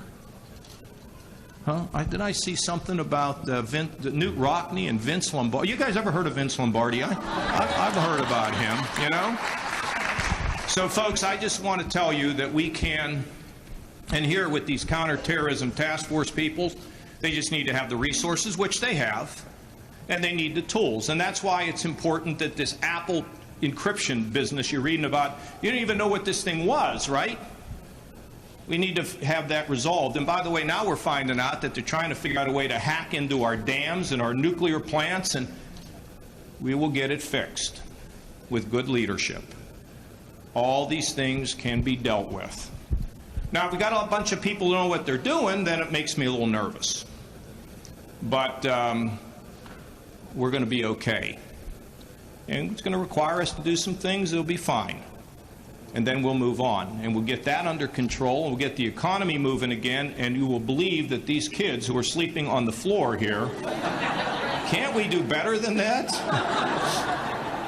I mean, isn't there a cot or something? Look at them under here. I might be playing Cowboys and Indians or something, but that they're going to have a good future, because this is what it's all about, girls. It's all about you having a life better than your mommy and daddy. That's what we all want for you. Right, folks? Okay.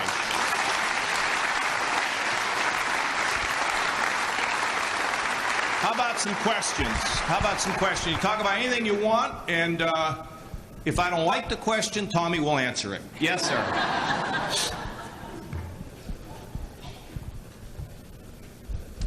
Future President Kasich, I have a question. I've been a Republican for 48 years. Well, what were you before that? Nothing. A Packer fan, I got you. Yes? I must confess a little disappointment in the Republican Party over the last 4 or 5 elections. And so my question is, does the leadership of the Republican Party understand that the demographic of this country is changing? And what are we doing to attract more of the other groups into the Republican Party? Well, first of all, I would tell you that, you know, what good does it do to win a primary in a narrow way and get your brains beat out in a general if you want to elect the president, okay? I'm the only one who pulls ahead of Hillary Clinton. I have her by 11 points in the last poll. And, you know, I don't know what these people are doing. They play politics and all that. But the fact is that, you know, my message, who do you want to talk about? You want to talk about Hispanics? You know, my message is finish the wall. That's reasonable. Have a guest worker program, and if you came here illegally and you've not committed a crime since you've been here, you're going to pay a fine, some back taxes, and you get a path to legalization. You're not going to become a citizen because we're not going to let you do that. That's not an anti-message to Hispanics. How about what I've just said about Muslims? Huh? Is that, I mean, okay, African Americans. I was able to get 26%. You never got 26% of the African American vote. Oh, you did not tell it. Zach, coffee. Can I get some tea, please? I don't believe you, Tommy. I'm going to have to recheck that. Well, that's pretty good, but that's because he reached out. That's what he is. That's why I probably didn't win the last election he ran for. He wasn't narrow enough. So you win the primary, lose the war. So, you know, the fact of the matter is, the reason why I do well, sir, is, first of all, I don't like I, but what I'm stuck in the I's, okay? Yeah. Team is what matters. There is a team that surrounds me that is good. We reach out. You know, we're helping in our state the mentally ill, the drug addicted, the working poor, the minority community, the developmentally disabled. We want everyone out here to appeal to any, you know, I'm going to get your vote, so I'll tell you what you want to hear. I won't do that, ma'am. Maybe for you, though. You look like you might be good. But you know, the fact is that do your job. I landed at the airport today, and I walked into the little office, and there were 3 ladies standing in there. You know what they said? You're our man, we're proud of you. Okay, whether I win or lose, that's a good thing to hear. So, and the demographics are changing, but we shouldn't change just because the demographics are changing. We should be changing because everybody should have a chance to rise in America. What, are we going to hold some down and build others up? Who are we going to take orders from? Some rich guy over here going to tell me what to do? Forget about it. So, sir, the other problem we have with the party is fundamentally against as opposed to for things. And you don't do well in an election when you don't know what you're for. You got to know what you're for. And secondly, don't make promises to people. You know, in 2014, and I'm going to give you another little government lesson here. Republicans ran around saying that they were going to repeal Obamacare in 2014. Okay? Can somebody explain to me why that would have been like the most outrageous promise that any... Let's see how smart you are. Because Barack Obama would never sign that law. That unbelievable. Give that man a cigar, okay? No wonder why you're carrying the family. You're smart. But the fact is, when you go out and promise it, you go out and promise you're going to do that, there's no way you're going to do it. What do you think that does to people? That's sort of like, I'll pick you up at 9, never show up. Call you the next day, I'll pick you up at 9, never show up. At some point, people say, I don't believe you, I don't trust you, and by the way, don't call me again. That's where a lot of the Republican base is, but they don't understand that they've been fed a bill of goods, and so they're bitter. So what do? They elect more people who make these crazy promises. You know, the circus is here today. They're getting more good stuff today than they've had out of me in a long time. That's what happens when I get rest, folks. Where's the circus? Did they leave? Oh, there he is. It's the circus right here. You ever watch? I've never seen the show. I understand my wife's the star on there, and is she pretty? She's pretty good, yeah. But what is that show? Tell them all about that show. It's a real-time documentary that shows every Sunday night. Instead of seeing a documentary 6 months after the election, we can shoot Monday through Friday, and we'll all this up, and you'll see this Sunday night. Have any of you ever seen this show called The Circus? Oh, you've seen it. How is it? You're like the star of this town hall. You're the only guy. Anyway, so, sir, what I'm saying to you is ideas. Don't make promises you can't keep. And reach out. Everybody, the purpose of politics is give everybody a chance to rise, not just a few people. And that's where I'm stuck, like it or not. Okay. Yes, sir, right here.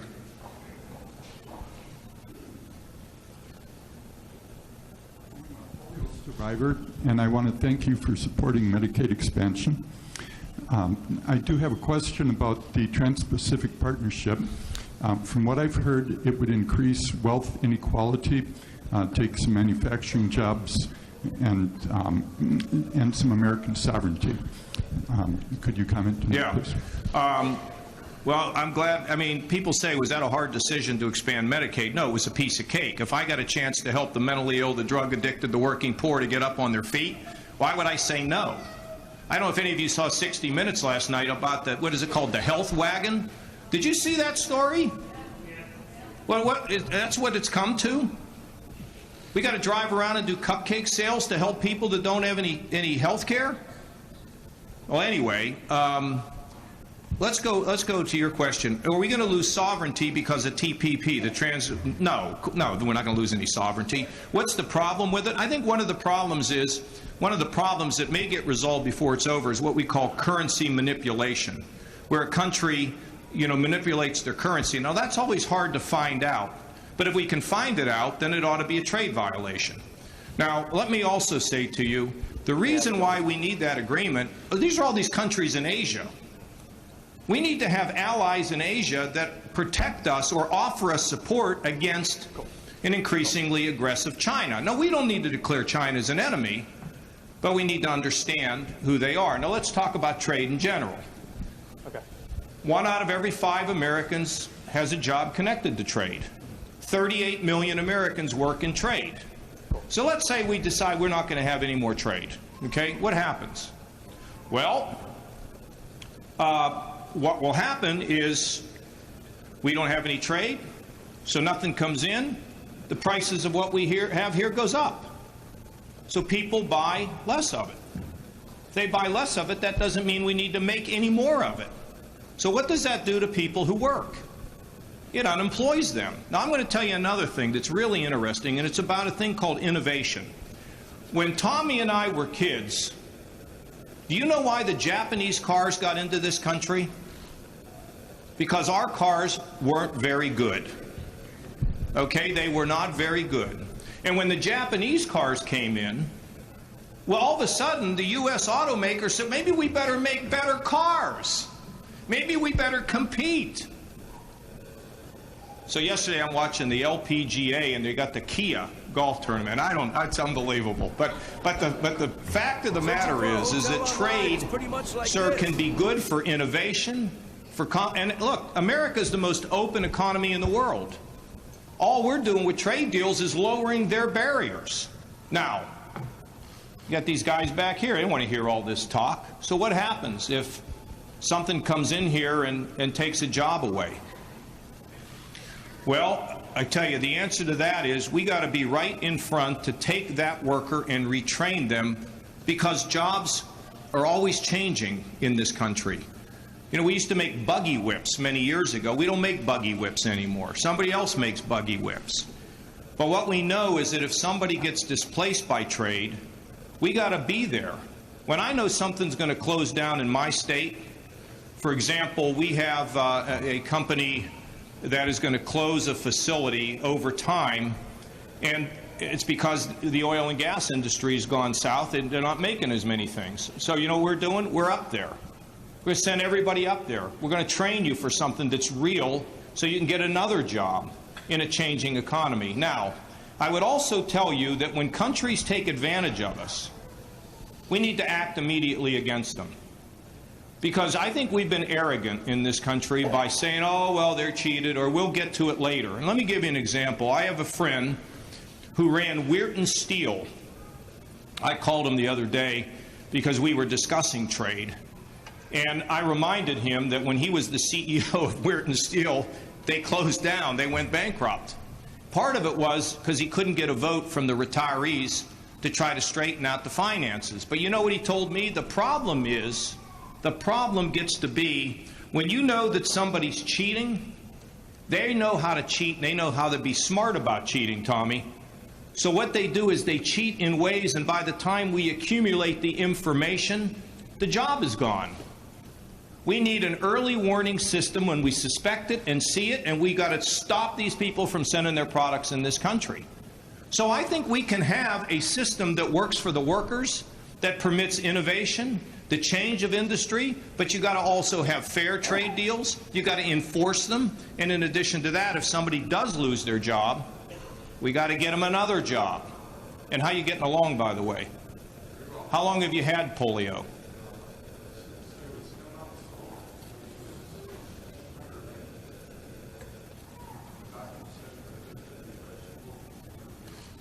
Use a wheelchair. Doctors were wrong. The Lord and my parents are right.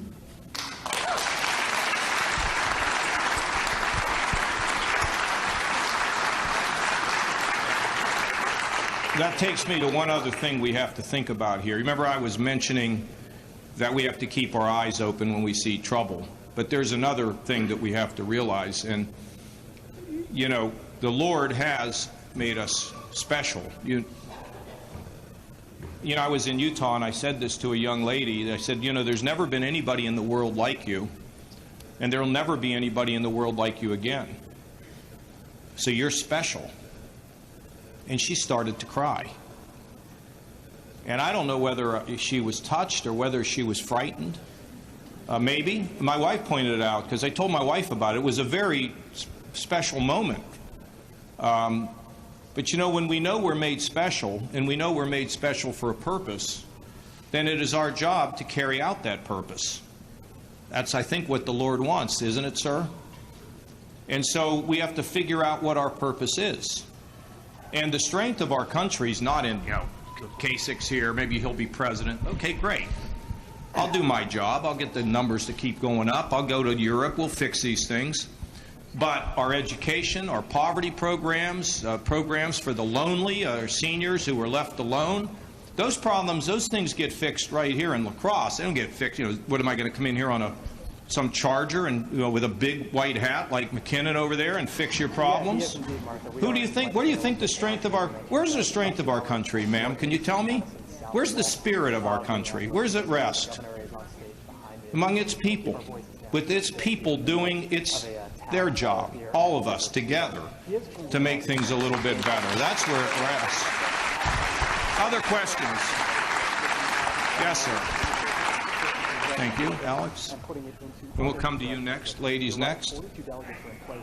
I believe it was Meet the Press yesterday, and they were bringing up the fact that they were very surprised that due to the terrorist action over in Europe, so it did not allow the attention to be drawn on supposedly this interview that Trump had with, I think it was Washington Post or something, and they were going over his responses, and they were saying they couldn't understand why he was so blatantly just avoiding the questions that were being asked in that interview. And they were wondering why people weren't picking up on the fact that he was just not answering any of their questions at all. And he says, this is something that needs to, grow legs or something. People need to realize that when he's asked a direct question about what would you do about this, or what would you do about that, or how would you handle this situation, he doesn't have any answers to those specific questions. And I was wondering, I'm an independent, and I came here today because of the fact I just wanted to hear what you had to say about different topics. And what do you feel about the fact? So how am I doing? Well, you're doing pretty good, I think. Okay, good. All right.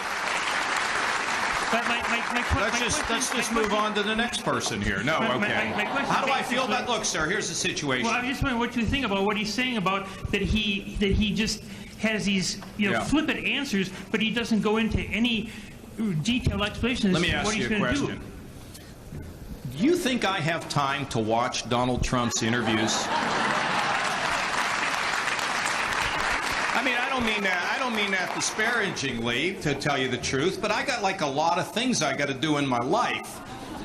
And I don't even read most of this stuff. I mean, I don't have time for that. There's too many other things to read and too many things to be knowledgeable about. But sir, look, what's happened is keep going back to these guys. These guys are like, they like Trump. Because they feel he's sticking up for him, and they think that he's getting ripped off. I got any truth in what I'm saying, guys? Maybe you don't want to shake your head because the boss is watching, but I can tell you some of them are like, this system is terrible. They're all crooks, and they don't get anything done, and they're only looking out for themselves. I understand that, but you see, I grew up in it. I went to my high school reunion when I was a congressman. I'm like, congressman, right? I walk in. This guy walks up to me. He says, Johnny, you're congressman, aren't you? And I said, oh, yeah. He says, well, I voted for you to be one of the most likely to succeed. What happened? You know why? Because so many of the politicians where I grew up went to jail. It was not a badge of honor. It wasn't. And so people are fed up. The problem is, I might be fed up about something, but if I don't have a solution for it, what does it matter? When I was a kid, Tommy, when you went home, where'd you go to school? You went to University of Wisconsin, is that right? This guy, I tell you, everything's about the University of Wisconsin. Anyway. All right, everybody, what we are going to be going to now is a live event from John Kasich. That's coming up in just a little bit. Looks like it's starting up now. Louder here.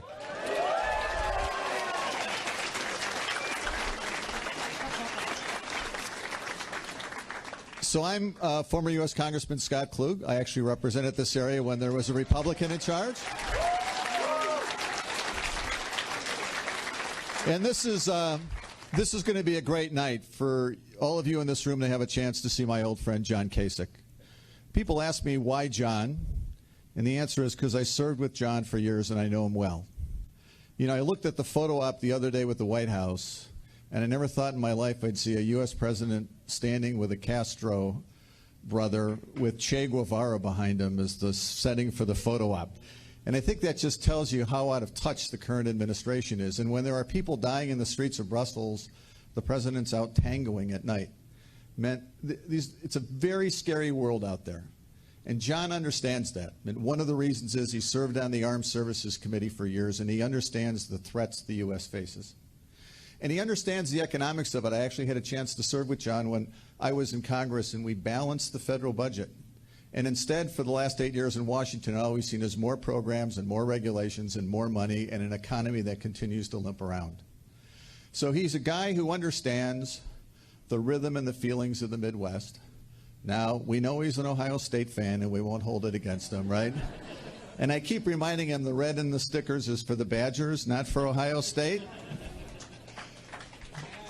But despite those faults, that one major fault, he's a great candidate, and he's been a wonderful governor and a very successful family man and businessman. And the one thing I understand is the way you get things done in Washington is when you have somebody who stands on principles and is dogged and determined. And the other people who understand how things get done are governors. And now it's my great pleasure to introduce an old friend of mine and the best governor the state of Wisconsin's had in my lifetime, I think, Governor Tommy Thompson.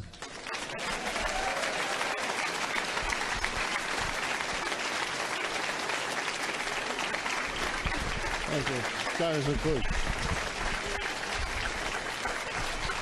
Oh, my Lord.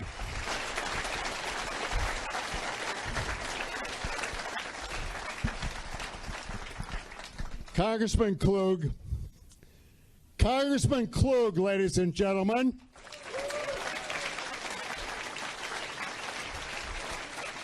used to carry Dane County. He was elected from Madison, a Republican, ladies and gentlemen. That's how talented that man is.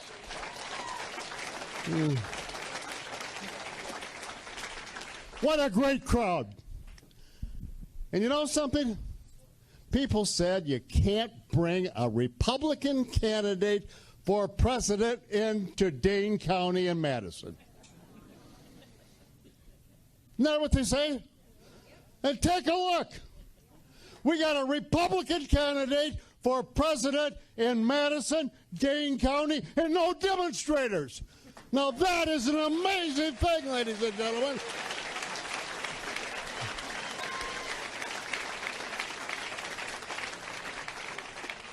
Times are changing. And you know, we have on the other side a 74-year-old socialist who spends his honeymoon in Moscow, and some people believe he never changed.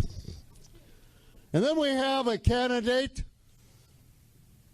that about 65% of the people don't trust her, including her own party. That's called Hillary. And now we have, ladies and gentlemen, a responsibility, an awesome responsibility, each and every one of us. And that is to pick the best candidate that can lead this country. Now, I know one of the candidates says a vote for John Kasich is a vote for Donald Trump. I tell you, since he's the only candidate that definitely will win for president, a vote for Donald Trump and Senator Cruz is a vote for Hillary Clinton.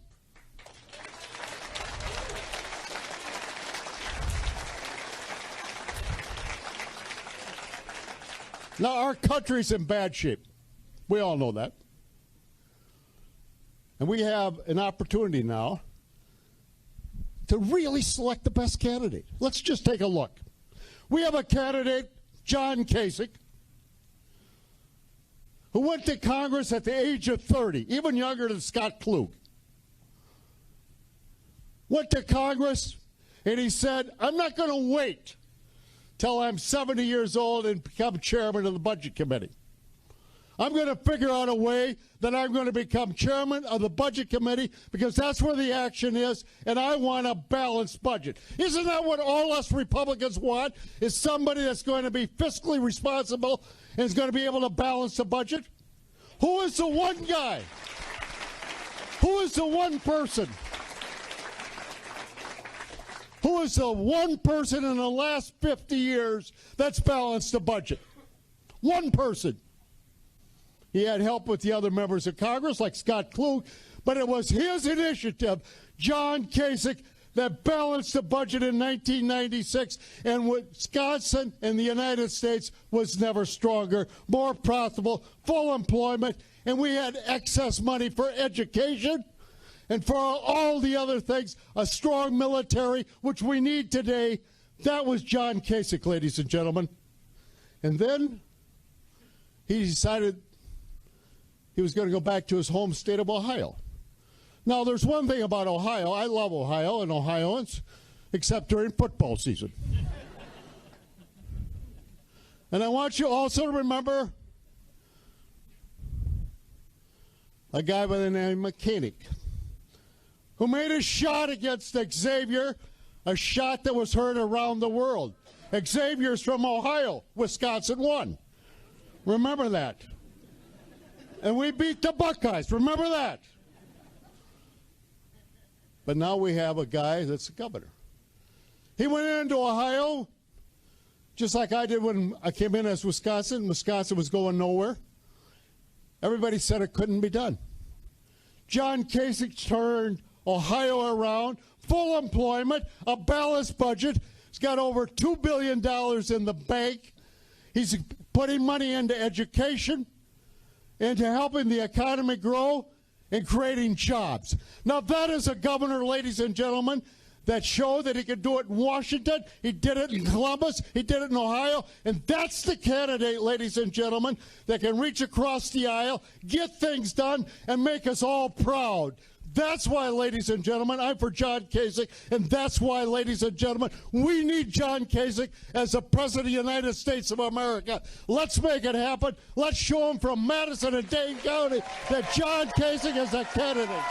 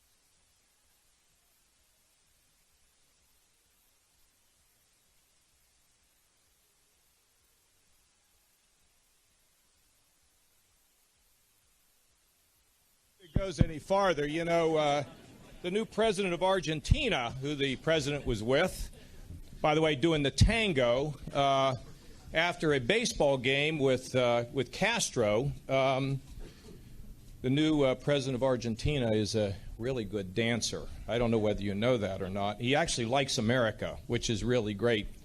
Tommy Thompson, do you like him? Huh? Now, for young people who are here, Tommy Thompson is a visionary. Who is under the age of 30 that can describe to me what a visionary is? Is there anybody here? Huh? Who can tell me? Nobody? Nobody in this state. All right, go ahead, yell it out. What's a visionary? Okay, that's one thing.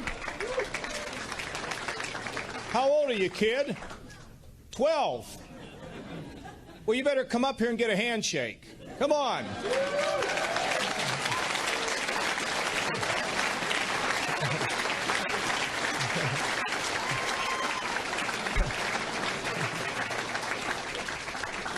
Look at this kid, huh? Go shake hands with the governor right over there, okay? God, I don't know if that was Johnny Kasich or who that was. That just reminded me. I think I've seen my past flash before my eyes. Anyway, it's very nice to be a visionary. It's what Tommy Thompson is. And, you know, it doesn't matter how old you are. If you're a visionary, you're always a visionary. You never lose it. And that, I always considered a visionary to be somebody that could see the future, somebody that can see things that are coming. You know, I was in the Silicon Valley one time. I spent a lot of time out there. And I was in this meeting room with this friend of mine, and this guy comes running by, and his hair's in a pigtail, his jeans are ripped, he's got a work shirt on, and my friend says, grab him. Before we could grab him, he ran out the door. And my friend said to me, well, you know, this guy's running a company, you've never heard of it, but sometime you'll hear of it. And I said, well, what's the name of it? He said, well, you've never heard of it, but just remember this when I tell you. His company is called YouTube. Now, that's a visionary. The boys at Google, huh? Sergey and Larry, they're visionaries, people that can kind of see the future, and Tommy is one of them. And he's been a great governor and a great servant to the United States of America, and I love him. And he doesn't have the energy, though. It's the only thing he's missing, huh? How about one more round of applause for the governor?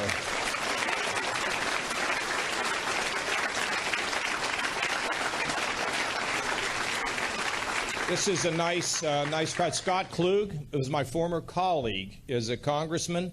We worked together. We balanced the budget. You were there, right?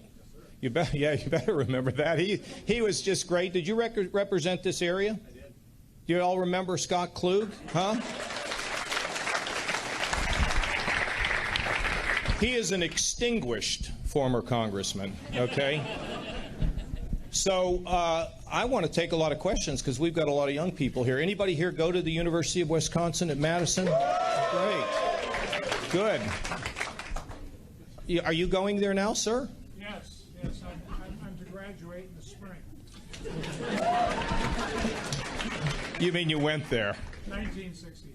1966. So that makes you how old? 72. 72. You don't look a day over 71, I got to tell you that. No, you look great. You're in great shape. Anyway, let me say just a little bit about myself. My father carried mail on his back, blue collar, Democrat all of his life. His father was a coal miner, died of black lung. For anybody